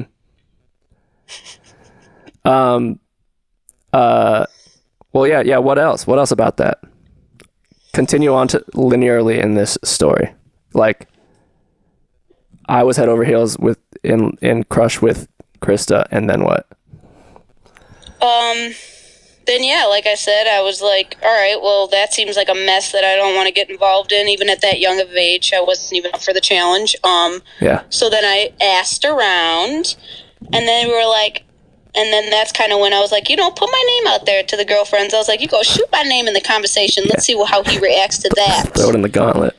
Yeah, throw that, and then they were like, oh, he's picking it up. You're putting it down. He's picking it up, and I said, all right, yeah, go boy. time.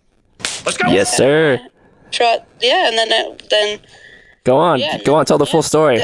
I don't know. I mean, I guess I have no excuse. That was before I started smoking weed, so I guess I was just I don't know what kind of initiative I made, but I definitely went with it. Like, that's for sure. Yeah. 2 weeks so later, I kind of we spoke again. I mean, I don't know what I was expecting. If I was expecting you to kind of take control, even though I totally got the vibes that I mean, no offense, but I got the vibes that it wasn't happening. So I made my own moves and kind of set the pace and whatnot. But then again, as much as I didn't know how inexperienced you were, I still felt I wanted to go at your pace either way.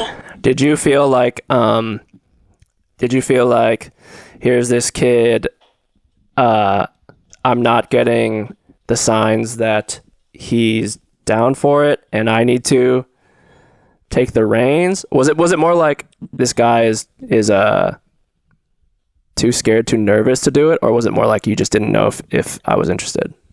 No. So at first, with the whole Krista thing, I was like, okay, well then he obviously is interested in her and not me. So, Wrong. and then talking about it with the girlfriends, and they were like, I don't know if they asked you or what happened, but they relayed information to me that was like, okay, he's into it. And then that's when I was like, okay, he's into it. All right. And then I was like, all right, then it would be the nerves because I knew that you were interested. So everything based on beyond that would be me thinking it was, nerves and whatnot on your end. Okay, cool. Yeah, and then I feel like ultimately, in a way, that was kind of our downfall, because I was like, I just didn't have the balls to like make leaps forward. I feel like.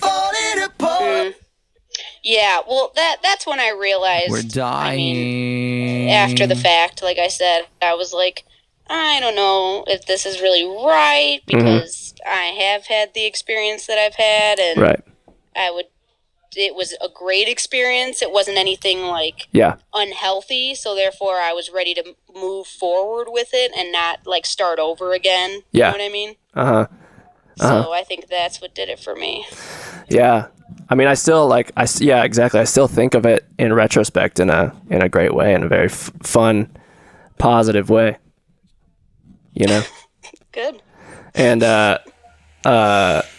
it's just so funny to think like, wow, what was it that I was like scared to like, I was scared to get up in there. Downstairs, the crotchal region. It's because we were 16 and 17, and so we were teenagers, and It's science. It's a scary time. I was telling Val, I think it's because I hadn't like cross-referenced my penis enough with other penises in the world, so I was like a little bit like fearful that, I hadn't made sure that everything was good down there. So if I had like, what if I take my pants off? And then she's like, what is that? What do you? That's not the right setup. There must be a mistake. That's not usually what's there. Because of how truly experienced I was beforehand. Well, yeah, I mean, how many possible? Look, at that point you had before I've gotten to you, right? Yeah, exactly. And you had seen I hope you didn't think about that. I hope you didn't think that was the case. No. Well, I was like, okay, how many penises has she seen already? And I was like, at least one. You literally just asked Val, and she would have said one. Yeah, exactly. But hey, one was like 200% more penises than I had seen. I also had only seen one penis in my life, and it was mine. But that was really, but that's just it was just a great time. And then did we hang out? Like, what was our friendship like afterwards? Totally normal. I would say, if not stronger. Yeah. I think at the very least, I would say that it was a little stronger just because we got to know each other on a slightly more intimate level and I feel like since the breakup was basically, I mean, I would think it was more mutual than anything. Yeah. That we were just able to grow from it. Yeah. Because we both got that. We're like, maybe this isn't right. Yeah, you were like, we're this at isn't... 2 different life stages. Yeah. And I remember being like bummed, but also like, you right. Yeah. I got to get out in the wild, get some more experience. Yeah. Do you remember breaking up with me? No. I don't. Maybe it was just so hard that I just erased. You just blocked it out. Yeah. It was just soul crushing. Yeah, and I was just, what do you call that? It was what do you call that when you have like a traumatic event that you just bury inside of yourself? Yeah, PTSD or not PTSD. Repressed. Yes, I repressed the shit out of it. Yeah. I don't really remember it, except I remember that it was at your house. It was at my house? Yeah, I'm pretty sure it was at your house. Isn't that terrible that, like, you remember the breakup and I remember, like, everything else except that? Like, what does that say? What does that say? Do you have any ideas of what that says? I don't know. I guess I'd focused so much on the buildup and then and that happened, and I don't know. Maybe I thought it was inevitable. Yeah. Beforehand, I don't know. Yeah. Psychology. I think that's my probably just a look into my personality too. I'm always just looking at the breakup and being like, damn, what did I do? Oh no. But we stayed friends. I remember hanging out a lot afterwards. Absolutely, and then you got Cheyenne, that girlfriend, and then I would hang out with both of you guys. Oh, really? Yeah, I loved her. Oh, hell yeah. Oh my God, I remember. Wow, that's crazy that those overlapped. So those seem like so far apart timeline wise. Far apart though. We were friends for a while, dude. Like yeah. we I think both of us were single for a while and friends. You know what I mean? Like, we were just single, and then that's why it was such a memorable thing to me, is because wasn't Cheyenne the one after me? Like, you didn't have one in between, right? Right, correct. Nothing so serious. That's why it was such a big, you know what I mean? Yeah. To be like, okay, now he's got. Oh, I remember the single period. To share this with. Yeah, I remember the single period in between for sure. I was hanging out with Rob Nordley a lot of parties. Right now, bro. Okay. It's got booze, drinking started to get girls, involved. Booze and girls. Yeah. Equals, oh yeah. See, that was the thing that I really remember about the SF boys and stuff is that we were all together and we would drink together and we would do that at a young age. And then I started kind of hanging out with a couple of people from my high school that were older. Yeah. I started hanging out with an older crowd and they were all smoking weed. And so they got me into it. And then I remember I was like the only weed smoker in the SF group. And that you guys I remember being slightly ridiculed about it in the group. So I felt a little alienated, and then I kind of drifted away. And then I remember coming back, like, not even a full year later, and then everyone was smoking weed. And I was like, okay, bros, like, you're such a goddamn hard time about it. It hasn't even been a year. Did you ever hear about the... So sorry about that. Did you ever hear about the intervention we had with Ian? Don't make me feel like that. Yes. Cool. Oh my God. That was that. I remember when that happened because I was smoking weed. You were too. You were one of the ones we were like, she's going down a path no good. Oh my God, it was ridiculous. Now I remember, because I remember Ian was one of the only people that would smoke a bowl with me. That we'd go out to the woods and like smoke and then like have a nice day together. Like, I told like the story of the Ian intervention, dude, and like a couple episodes ago, and I was like, it was funny because we had this whole thing of like, dude, this isn't you, this isn't us, man. Like, these drugs, they're gonna lead you down the wrong way. And then I said that literally cut to whatever it was a year later, we're all like doing hella drugs. Oh, you guys were smoking even 10 times more than I was. Yeah. Jesus Christ. I kept it pretty steady the whole time, and then you guys just nosedived into the marijuana. Yeah. Like we didn't want to believe that like other people, that like people had moderation, like abilities. Yeah, and that's how it always was with me. My whole life smoking weed was in moderation, and to be ridiculed by you guys in the beginning of it, I was just like, sure, that I hurt. don't like this energy. Yeah, fuck that. Yeah, it was toxic. We talk about our toxic fucking friendships all the time. But if you guys would have started with me, I would have taught you how to do it in moderation. I would have been a good influence for you. 100%. I feel like we could have, if we had just been a little bit more honest, we could have really. I wanted to. I've always was in the mentality when I started, because a lot of people in my life weren't doing it yet. Yeah. And so I wanted to experience the high with them, but I also 100% was like, if you're not completely comfortable. Actually, I got Rudy high for the first time at my house. Yeah, he told me that story. That was bad, because that was when we didn't have anything to smoke out of, so we made a foil. foily. Yeah. And and then he got, that was terrible. I just wanted to have fun, and it was totally up to him. We did not pressure him at all, as far as I remember. Yeah, he said Did he say something else? He said he kept he got really high and super sick, and he kept like saying like he felt like a bubble in his throat, and then he was like kept saying he had to go pee, and then he would go to the bathroom and like throw up. Yeah, which would have been fun. We were literally trying to do everything, and we were like, oh my gosh, like, we were reassuring him like everything's fine. Wow. It's just we want to be able to take care of you. So we're like, are you hungry? Can we make you some food? Like, we just wanted to know, but he couldn't really communicate what was wrong. Yeah. So it ended up being kind of a shitty experience, but we literally all we wanted to do was make sure it was a good one. God. Yeah. I know from my perspective, looking back on it now, it's truly like we were just like too scared of change, I feel like. Yeah, and that's completely understandable at that point. But also at the same time, I have always been this guy who's like kind of impulsive and ready for like a new risk at any given point. What's your relationship with drugs nowadays? Do you partake in the marijuana still?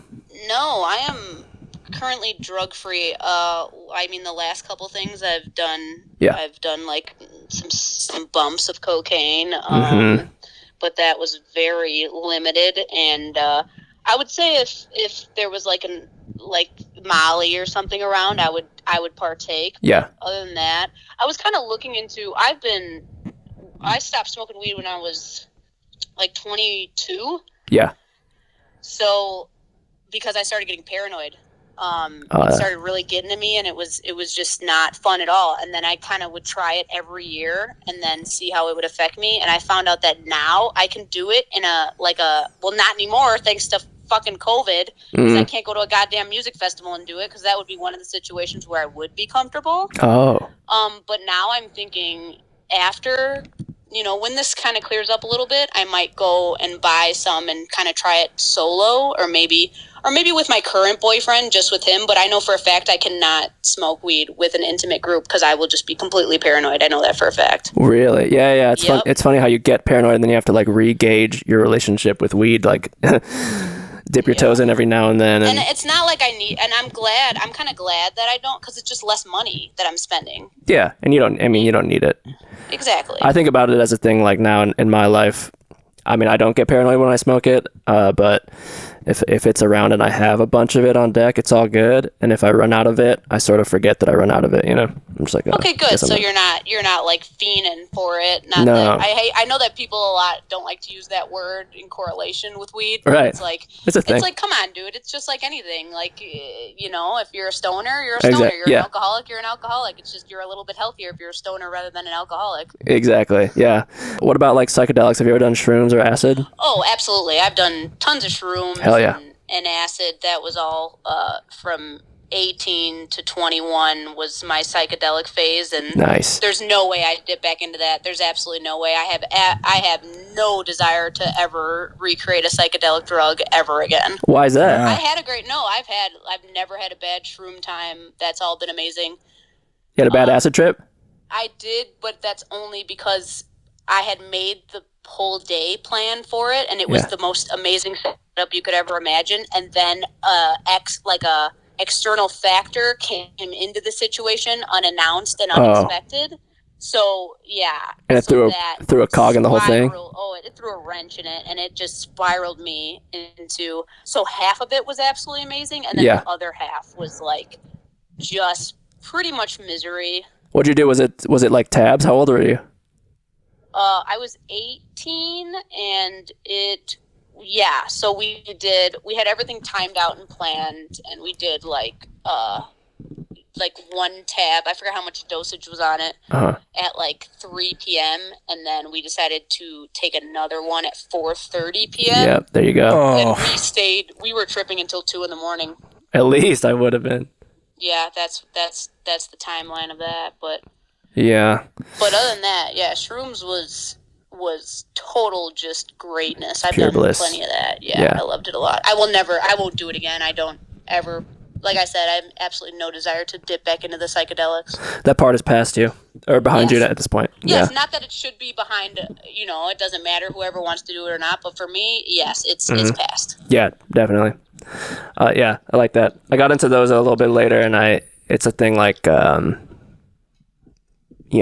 every once in a while, I'm like, it'd be nice. I'm gonna do it a little bit. Okay, yeah, especially if you got, especially like nature, like especially now with COVID is we're gonna be more in touch with nature, because what else are we gonna do? Mm-hmm. That would be a great experience then if you got kind of a nature situation and then you dabble. Oh yeah, our backyard is pretty luscious. A lot of greenery. Oh, that's a great word to describe. That makes me want to go to your backyard. It is. It's luscious. It's you imagine like kind of like a humid, lush, green, magical sort of summer. That's what it's like in the summer. That's lovely. I'm so low maintenance when it comes to just pleasing me in the summertime. You could literally just have a bench, just plop you out in the sun, and I'm literally like, oh my god, this is the greatest setup. I'm not kidding. Like, I just love porches and just the little areas where you could have a sitting area. Just gets me going. I think that's what I liked about Frankly Yours so much. We could just go there, have some food, and then just sit outside somewhere. Frankly Yours, yeah. Yeah. Firehouse Dogs now. Yeah, fuck that shit. Fuck that. That's some bullshit. But yeah, I hope you've been well. When did we stop kind of hanging out as much? When I started dating Cheyenne? Ooh, no, I think it was when I went to college. So I remember the starting of college, we'd have the visits, like the summertime kind of get-togethers, and those just kind of, as the years progressed, just kind of faded. And then for Rudy's going away party in the city, I feel like that was that the last time that I had everyone, I was with everyone, because that's when me and Val went and stayed with Jillian and Joe. Oh, yeah. And then we went, so I feel like that's the last time that we were all really together as a group, where I was involved. Yeah, I think I was there that night. Yeah, definitely. I had a blast. That was such a good night. Yeah, that was fun. Do you think, I was just talking to Val, would you come visit? Yes, because Nashville, I love Nashville, but I'm gonna right now I cannot make any plans for anything because of this. Oh yeah. This COVIDiousness. I mean, this whole thing is just absolutely insane, isn't it? It's absolutely insane, and it's crazy that we have to live through this in our lifetime, and it's unfortunate, but yeah, like I'm seriously, my only focus is right now is keeping my parents safe and also healthily being able to see my boyfriend again is really what I've been focusing on. So yeah, well, so he's over like quarantined with his folks? No. So the thing about my boyfriend is that he is almost twice my age. He's 51 years old. Wow. And he has his own business, and he lives at his own place in downtown Elgin. So he's only 10 minutes away from here, where I live. Oh, okay. But his occupation is dealing with a lot of clients and things. So he's like me, and we're kind of at-risk essential workers. Oh. So I'm pretty confident to where I can expose myself to him at this point, and then keep myself decently isolated in the household away from my parents. But they have to give me the go ahead. I'm not, if they're unsure about it, I'm not going to do it. So that's why I'm just kind of in this situation right now. Oh, I see. Try not to put other people in danger. Exactly. I'm just trying to not shorten my parents' life if I have, you know what I mean? That's all my focus is just keeping my parents live a little longer, not having them die from the virus. Once it all clears up, and we're all good and we're back to normalcy, all you guys need to visit and just have a weekend in Nashville. It'd be super fun. I would absolutely love to, and you can count on it because I love Nashville, and I've been wanting to see you for quite some time now, so you can count on it. Okay, good. Hell yeah. Well, we should keep talking. We should be in touch. Absolutely. I mean, if you want it, then I'm there for you. I'm here to chat, to keep up with our lives. Absolutely. To gab, to hear about the latest gossip, everything. Absolutely. Hell yeah. I mean, if you haven't gotten that vibe from me, I just love to gossip. I don't want to keep you too long, but did I have you tell the birthday card story on here yet? No. All right. How old were you? What birthday was it? And then explain the card for people. So I'm saying, and the context of it as well. We were dating at the time, and so I guess I was 16. Mm-hmm. Yeah, I was 16, and then I had gauges because that was my life. Mm-hmm. At that age, I reached my 00 goal, and I liked bling, so you got me some blinged out gauges that were metal with the glass, like looking diamond at the end, and I loved them. And then you gave me a card of a little girl eating, had chocolate all over her face, and then you did like the internet smiley. You drew like a colon and like a colon closed parentheses. and then inside the original card says, if the chocolate fits, or if the chocolate fits, wear it.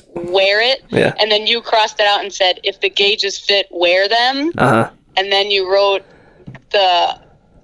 our favorite man, which was when Fred Armisen made him eat the cat poop. Yeah. And he said, you eat that cat poop. And then you said, look, and then you made the reference because the girl had chocolate all over her face. Like, get the poop out of your mouth, you poop mouth. Your poop mouth? Yep. And then I lost my shit when I first read that, for sure. And then like, you were apologizing for the terrible card, even though your card happened to be probably one of the best birthday cards I've ever gotten in my life. So I save it till this day. Yeah. So for what you thought was such a terrible card, and you actually apologized for giving it to me, was actually the most meaningful, and I still plan on keeping it. I never plan on getting rid of it, and I plan on displaying it, actually. So yeah, there you go. So you really accomplished something for me, that's for sure. Yeah. You think I was integral part of your life? Yeah, absolutely. You are definitely, like that's something I'm not gonna forget about, and that that we had some absolutely wonderful experiences together. Yeah. And that's something I want to hang on to, because I just thought it was so funny and it meant a lot to me. Yeah. I think what the COVID situation has me realizing is a lot of those things like that, where I'm like, dang, I just want to take a moment to like cherish people a little bit. Mm-hmm. But that is super special, and that's amazing. I'm so happy you saved that. Yeah, without you knowing all this time, even though we've been apart, is that I've been able to look at that every day, and I have it displayed in my room, and I plan to continue. I know that probably just seems wild to you, but that's just something that has always been conscious to me, is that card. Wow. What about it? Do you feel like it was a card that you got that just like, it was just like a real kind of like I see you kind of gift, like I understand you? I just thought it was extremely really funny. I thought it was not only just hilarious, but it was so creative. The little things that you did to it was just like an extreme shout of creativity to me, that I was like, nah, this can't be rested. This has got to be cherished. For sure. Oh, I love that. You've always had a talent. You've always been so creative, and that's always stood out. No matter through any bit of your nerves and your uncertainty growing up, is you've always been talented, and that was always screaming. And really? So something like that you give me and you put a little bit of yourself into really stood out to me, and I just thought, this is it. This is something for my talented friend that I want to hang on to, that meant a lot to me and still does. Thank you. Wow, that's very emotional for me. Thank you. Every word. Seriously, dude. Will you listen to this episode? Yeah, absolutely. Sounds fun. I'll write you. I'm gonna write a song about you as the intro thing. Oh, that's incredible. I mean, I can't stand the sound of my own voice, and I can't believe that other people can. Like it's disgusting. It'll probably make me sick while I listen to it, but I'm gonna do it, and I look forward to it. Oh yeah, this has been the scariest thing ever, listening to my own voice for hours on end. So I feel you there. You have a great voice. Thank you. I don't think so. I don't believe so about myself, but I appreciate that. And it's very comforting. It's very smooth. I think you're doing great. Thank you. And I think it's gonna be this is my birthday card part 2 is this episode, so you can have this as like a keeper as well. And that it will be. But yeah, let's keep in touch. I'm so happy. I genuinely thought you weren't gonna answer when I texted you last night. Oh hell no! I was all about that. I was so excited. Yeah, you're instantly like, yo, what up? Hell yeah, Nilo. Yeah. Much love. I have so much love for you, Stephanie. Yeah, that's why. I'm happy that we could just reconnect like this, because you get older and you realize who you want in your life and who you don't, and you're definitely someone I'm excited to hear from. Hey, that's amazing. I'd be happy. It would be an honor and a pleasure. To do that. So we'll I'll wrap it up now, but I'll text you after this and say thank you again. All right, send me the deets. I love you, dude, and we'll keep in touch, and we'll see each other again, all right? Yeah, I love you too. Tell your folks hi, and tell everybody hi. Stay safe. Will do. Same to you. Okay. Bye. Bye-bye. Now what? That's crazy. 1 hour later. Sorry for that hour-long call, bro. That's all good, dude. You gotta relive those moments. What did you get from that? She's fucking cool, man. I like her a lot. I can see why you guys dated. Yeah, really? Yeah, no, she's like... what about it? She's just like super real. Mm-hmm. And like just no bullshit. Like you can like hear just her confidence, and like she sounds like a dope chick. Yeah. Like does cool stuff, and just tapped into her own shit in a cool way. And yeah. I like her a lot. I agree. That's why I love like talking to these people. Yeah. Now, because it is such a thing of like, man, I couldn't, back in the day, it was hard to even be comfortable, And so it's like, if you could just be comfortable around people you care about, you can maintain. Yeah, I mean, and it's cool to, you know, just realize that they're like very like positive people too. Like, you know, just like they've grown up to be like interesting like individuals, and it's like that's cool that they were a part of your life. Yeah, growing up, and like you must have been an interesting individual growing up because they probably wouldn't have been around you if you weren't. So it's kind of like reinvigorating in that way. That part that she said at that she had said at the end about the card was really very crazy. Very sweet. That was insane. It's true, dude. You're very creative. Thank you. I didn't know I give off that aura or anything like that, or that I have in the past, like or always have. That's cool. Yeah, I mean, you know? It's very interesting. Yeah. Shout out Stephanie. Thank you so much for calling. That was so awesome. We haven't done any of the polls. Yeah, we got to do the polls. Yeah. Yeah. We want to do some polls? Yeah, let's do the polls. All right. I don't remember exactly what the polls are, but okay. That's kind of a good thing, though. Mm-hmm. It'll be nice. God, and there was so much more before the calls that we were talking about our first crushes. And we can still talk about our first. I don't know what your first crush was. Yes, I have a pretty funny story about that too. But what's yours? Well, I think my first like cartoon crush was Kitty Pryde from X-Men. Oh, she can like walk through walls. Yes, I think that's her name, Kitty Pryde. Yes. And I remember seeing an X-Men movie, or some like the animated series. She was like a big part of it. Yeah. And I remember seeing like the animated movie, and then being like thinking she was so cute. Yeah. And I was like, oh my God, she's so cute. And then I got the realization that like she wasn't real, and I'd never be able to date her or be with her. And it was pretty soul crushing. So How old are you? She's perfect. I think I was probably like 7 or 8. Yeah. You know? So that was really funny because like I was like super, I was like, man, she's so cute. Yeah. That'd be so fun. Yeah. And I just remember like being at my dad's house, just like really sad one day because I was like, we'll never be able to date. Yeah. And then in the real world, my first like girlfriend was who's still a really good friend today, this girl named Jessica. Yeah. And we dated from 1st grade to 4th grade. So we were pretty serious. You couple. had a 3-year girlfriend in 1st grade to 4th grade? 3 years, yeah. How did you maintain during the summers? We just talked on the phone. She would talk, and I would like be playing video games while I had the phone on my ear, and I was not really listening to what you say. She'll make fun of me now because that's what you did. Yeah, because that's what I would do. We got to get her OTP, bro. Yeah, she's dope. She's like my photographer friend up in New York. Okay. That'll take our photos. Okay, when we go up there. Yeah, she was great. We went to like the sock hops together in elementary school, and I remember one time, like my mom like got me some flowers to give her because she's a very like theatrical person, like super good at acting.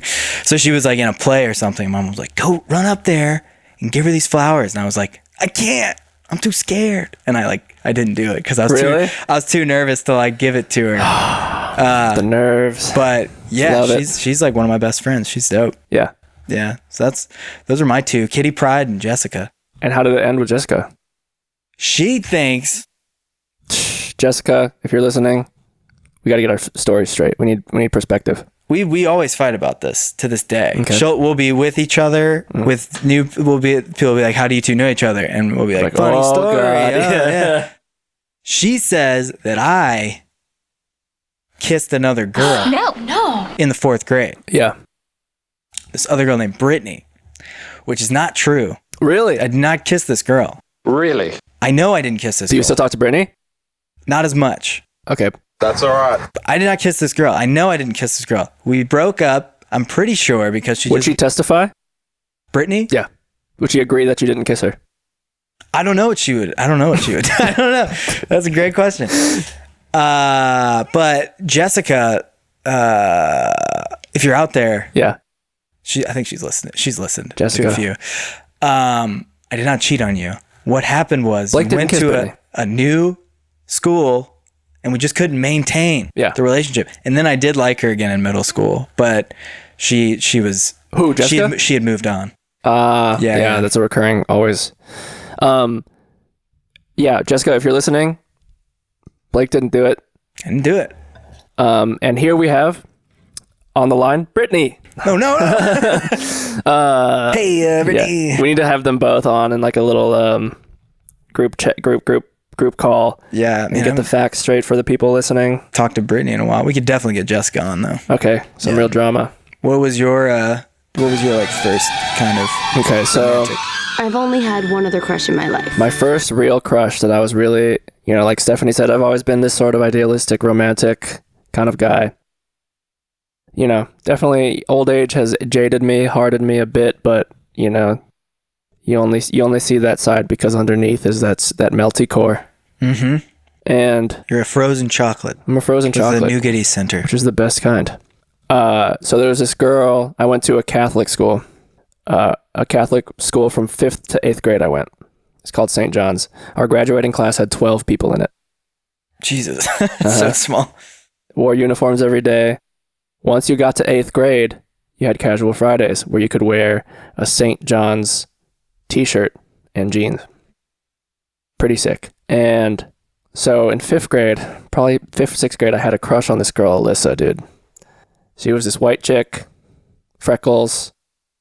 I think she was from Iowa originally. Dude, I started crushing on her heavy. I mean, there wasn't that many girls in the class to begin with, so there was like 3 or 4 girls to have a crush on. And she was the one that I had a crush on, We became really good friends. We passed notes around in class a lot. So we would pass back and forth notes. To tell you the truth, man, back then I had spent the majority of my time in the friend zone. I've been here. I thought Alyssa was smoking at the time. I was like, dang, this chick is the one for me. And I would pass her notes and I'd be like, one day I'm gonna reveal my true feelings. We would see movies, we would hang out before class, after class. Always. And she was my gal. And so we would hang out constantly, always passing notes. She'd be like, Nilo, I love you. You mean so much to me. Just completely, in the friend zone. What I mean is, she didn't put me there, but if you had zones in your life, we've all got some zones. Yeah, you set your own boundaries. I could tell that I wasn't crossing into the lover section, And you weren't like a dick about it. You weren't like, it's fucked up that you put me in the friend zone. No, I wasn't like she friend zoned me. I was like, I can't. This girl doesn't like me. Yeah, this sucks. And so I was I just spent. Dude, I had a couple properties in the friend zone. Honestly, I spent a lot of time there. A few times. And I never told her how I really felt. I think I still have some notes from her, some yearbook signings. And I tried to look her up because I knew we were doing a nostalgia episode. And she's just not on the grid. Where are you? That's the worst. I was like, well, maybe I'll just Google her and see what comes up. So I Googled her name. And I'm not kidding you, dude. The second result that showed up was her MySpace link. Whoa. And put that on MySpace. Is it still active?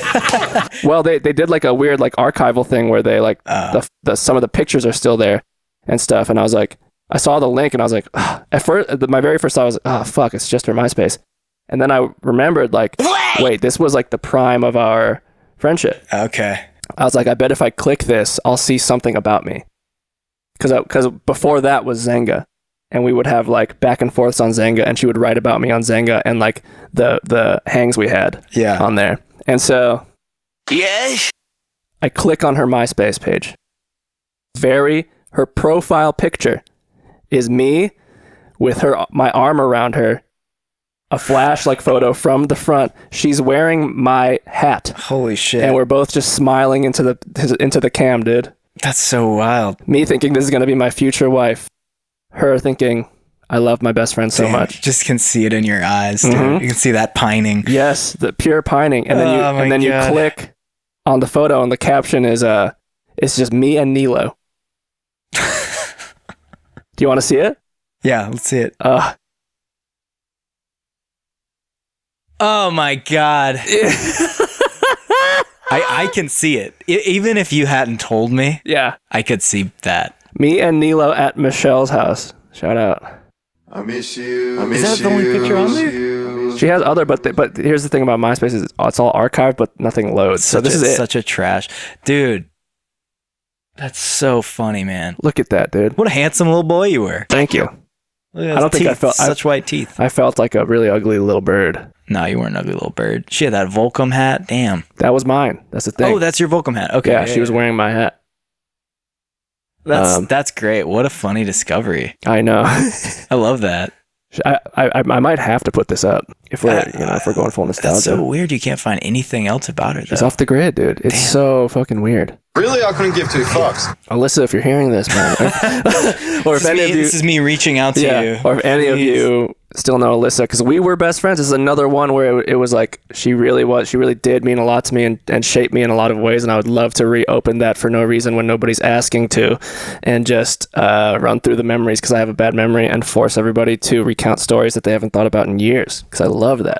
Yeah, that's great, man. So Alyssa, come hit me up. I think we, because now that we're old and we're smart and we're all cool, it's gonna be fun. It's fun to look back and be like, ha, look at us now. So, I really hope she's like, maybe she's having a similar thing. She's like, Nilo Galang, I wonder what he's been doing. I'm summoning that energy right now. She finds the podcast website and it's like, what? If anybody who's listening to this even knows Alyssa, hit her up. Such a stretch, but maybe you need to do like Twitter, do your thing. Yo, Twitter, do your thing. Alyssa, whatever. Find her for me. Do your thing. Here's a picture of her as a child. Oh God, yeah, completely doxed. Yeah. So yeah, that was my first crush. Man, and that dissolved it. I went to a public high school after that. She went to a Catholic high school. That's when I really, really blossomed in many ways. Became a little bit devious. Yeah.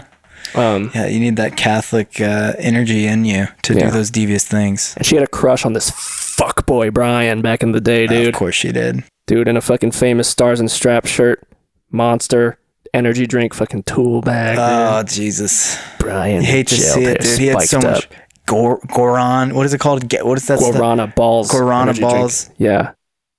Fuck you, Brian. You're not that cool, man. They're still crap. Probably some sort of fucking investment rich banker right now. Do you have a podcast? He probably invested in Uber early, dude. That fucker. Podcasters are the new rock stars, bitch. Because you can't rock. Anyway, I harbor no bad feelings about that time at all. No, yeah, clearly. So let's can you give me it's poll time? It's poll time. It's poll time. At Adam Glab asks, would you rather drop your pass a note in class or drop a note into the locker? I'm super envious of you guys because you guys actually had lockers growing up. We had no lockers in our school. So what? I didn't even have, I had to just say, hey, yo, can you pass this to Lauren? Can you pass this to blah, blah, blah in class? You had no lockers in high school? No lockers in high school. Probably senior year when we moved to a new building, they had lockers, but we didn't have enough. No. You went to a performing arts high school. Would you have cubbies?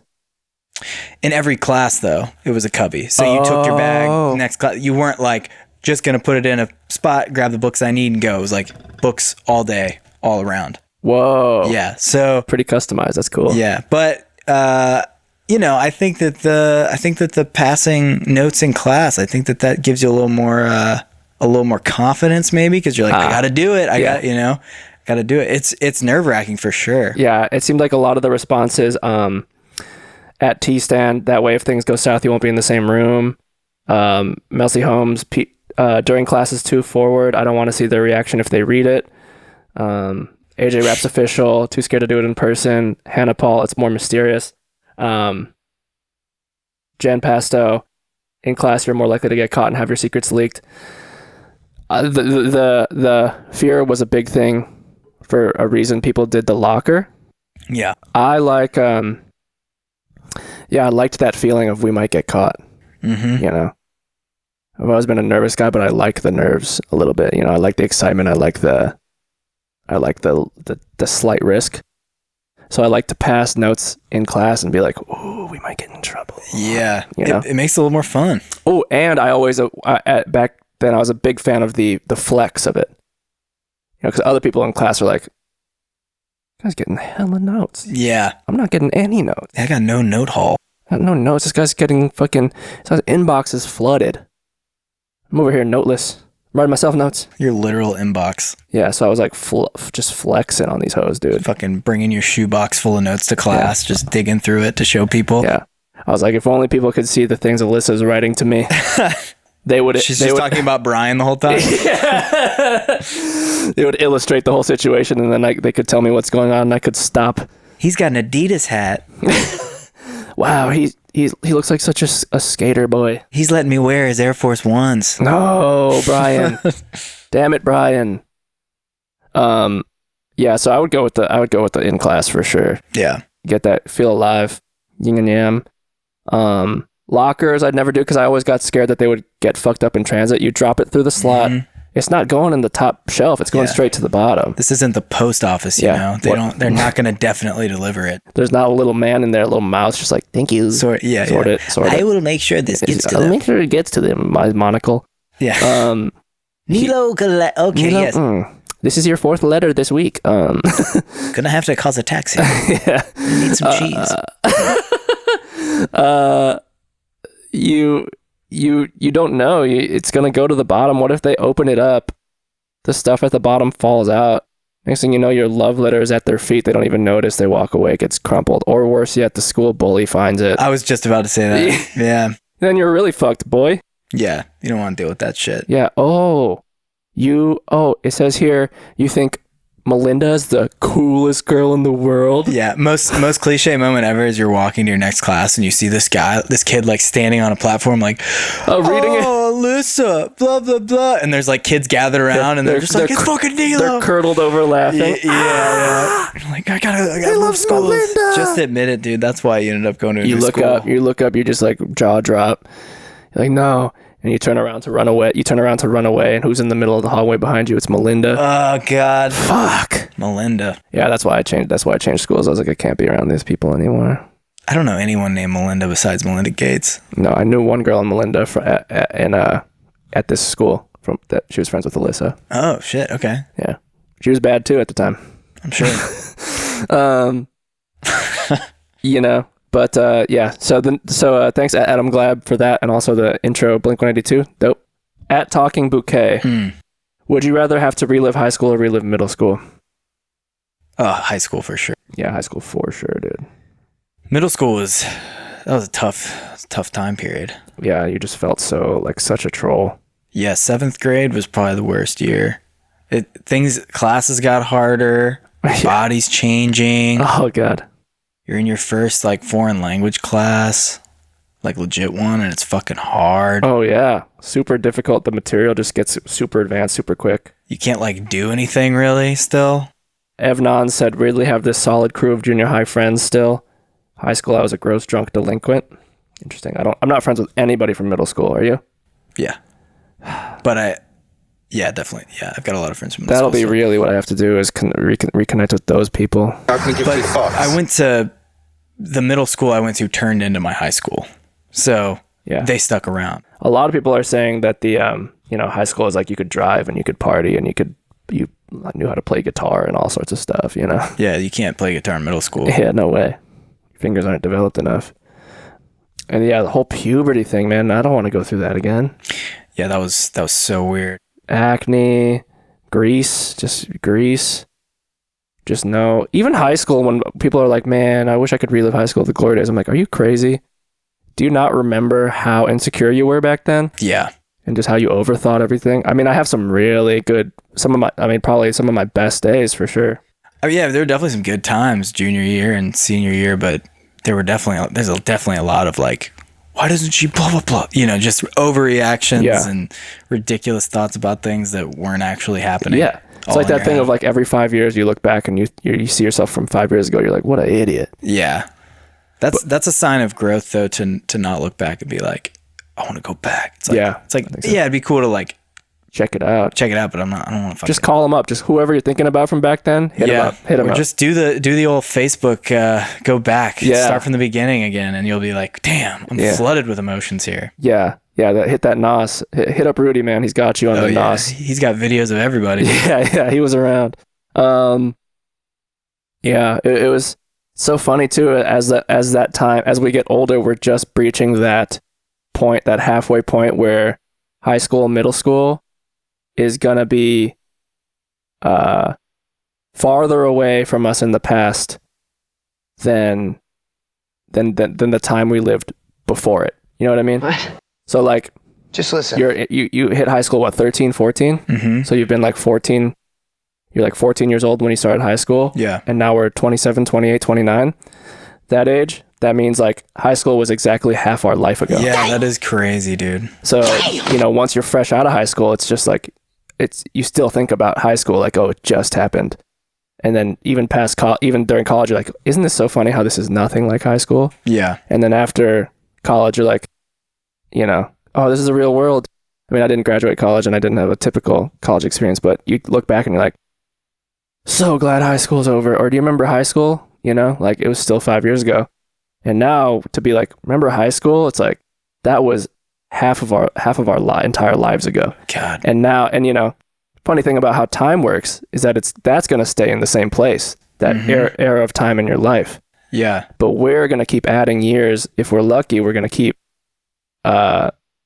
adding more timeline, not to the time before high school, but to the time after high school. Hey, that's some positive shit right there. So as we get older, that gets farther and farther away. You should blog about it. It'll always have started and ended when it did, but we're going to have a lot more on top of it as we grow older, which is super fascinating to think about. Pretty nuts. You stay dropping out. And it makes me wonder if my memory is going to get, like, if I'm going to be, maybe there's like, if 5 years pass and you're like thinking of the past and you're like super like positive about it. And then like maybe 5 years after that, you're like, that time sucked. Yeah. And then like, I wonder how much it shifts as if you think about, because memories aren't fixed, they change in your mind.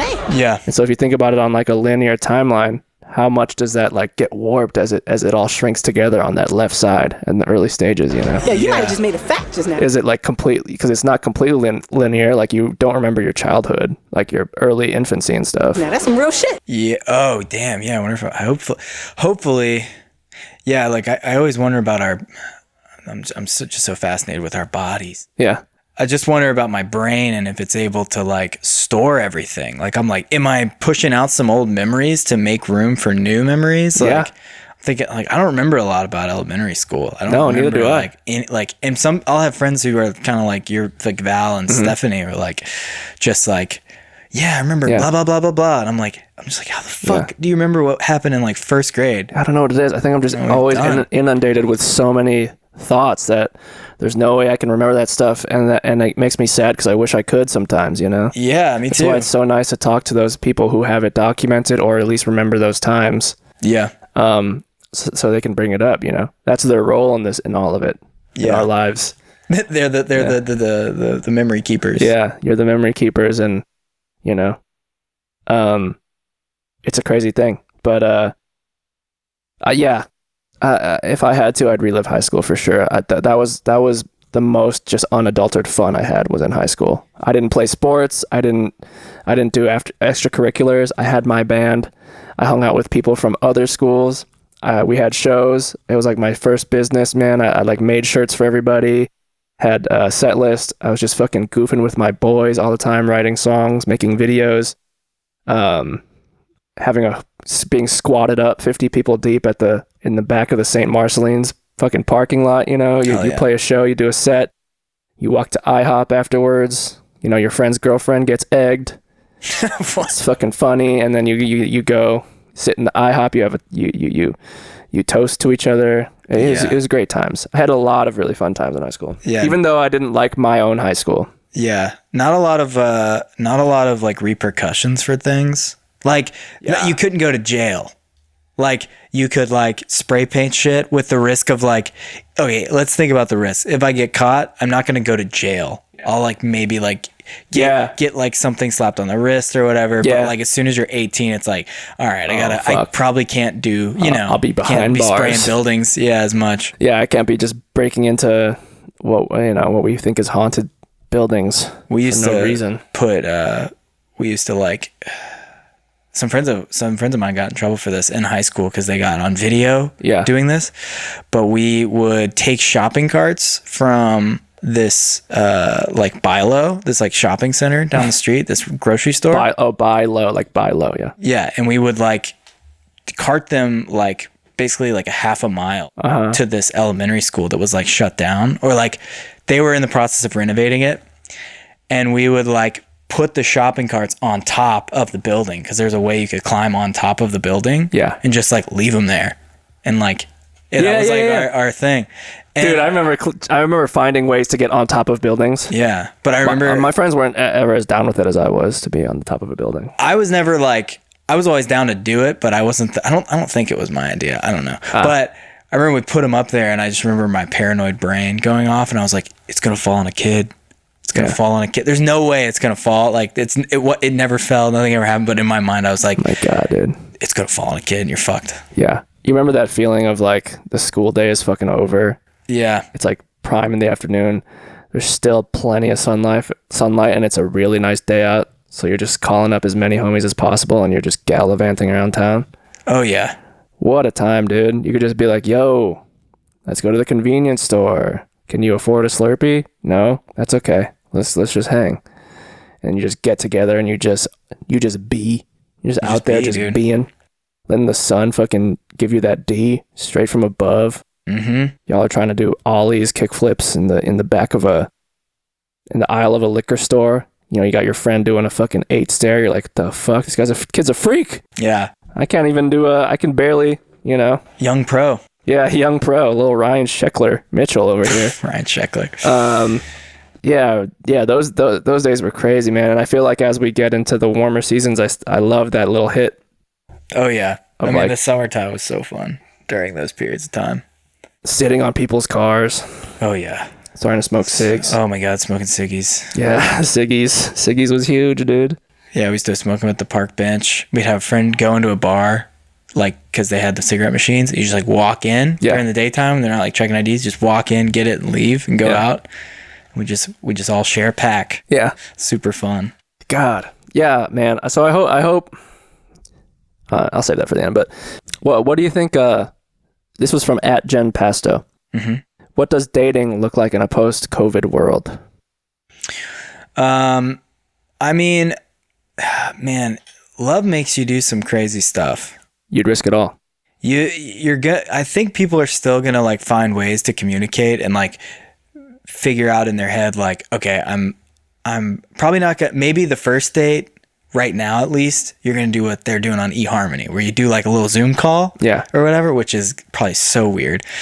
But maybe it's better for some people because they're like, cool, I don't have to like leave my house. Yeah, it's like a little more. It's like you start with a virtual relationship, kind of. Yeah, and you could kind of like that's almost a really like smart idea to me, is to like have a video call with somebody. Oh yeah, it's very progressive actually, because like you get to know each other. You don't have to physically be.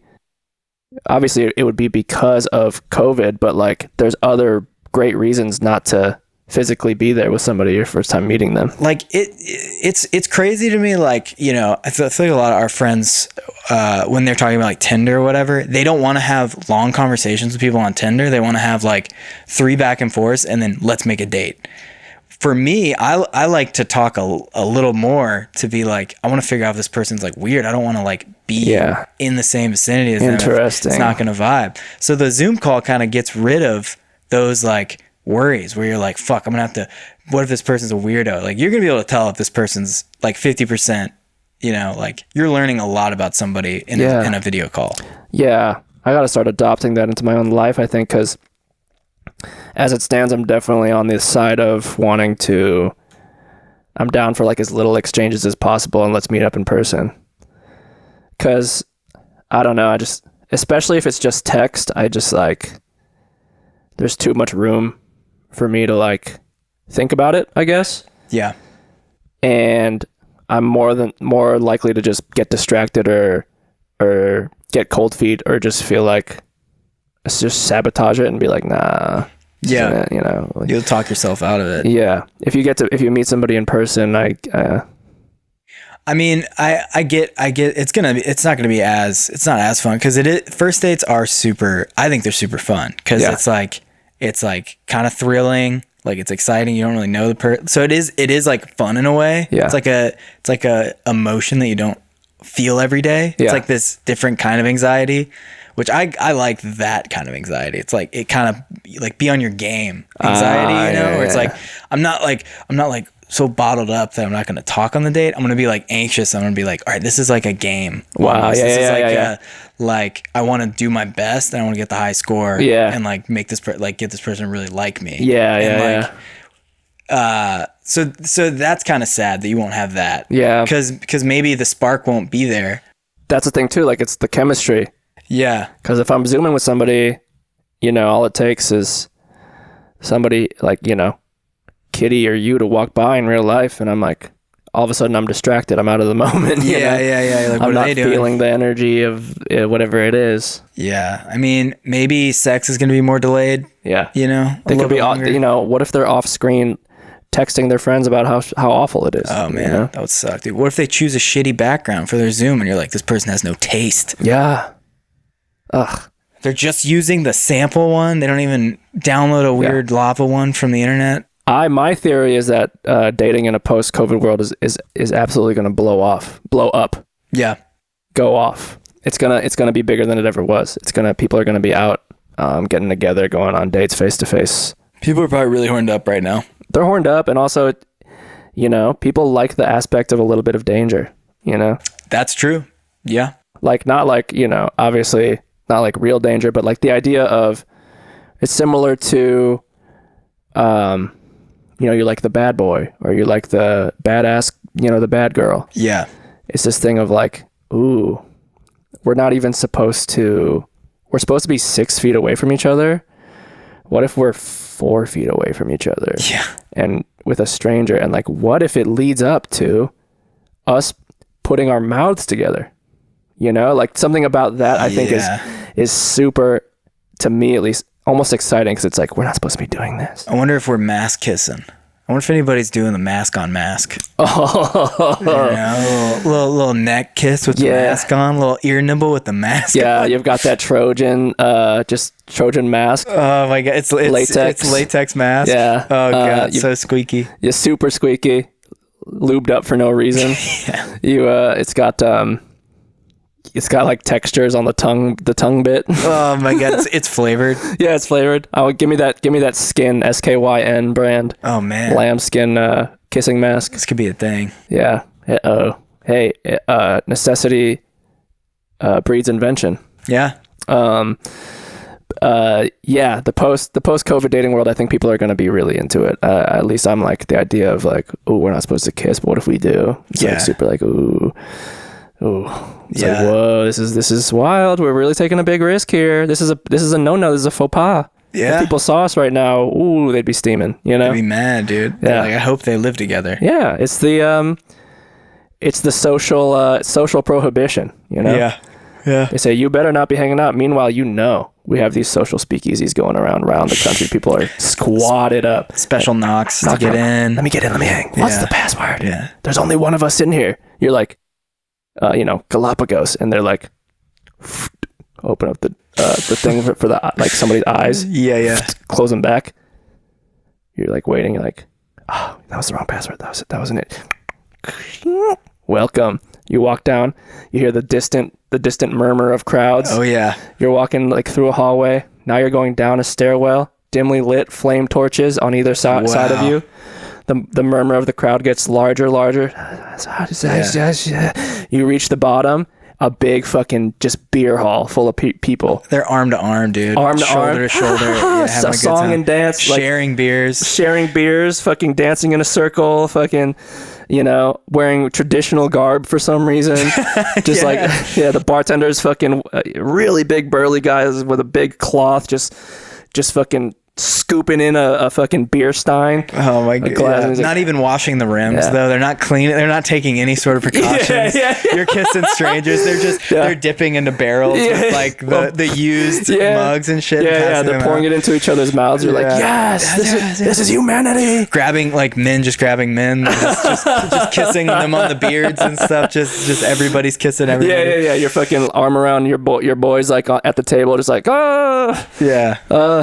should I go up to her, lads? You know, we're all Irish and shit for no reason. Somebody has a mask on and they're like, no masks are needed here. Yeah.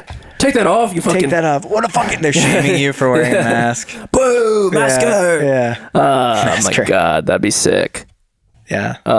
So you know that's what's going on. That would be sick. They would all be sick. Yeah, they'd all get it for sure. Yeah, but that's the post COVID scene. Yeah. You know? If you're tapped into that scene, let me know. I want to get on that. But yeah, man, it's a crazy fucking time. It is.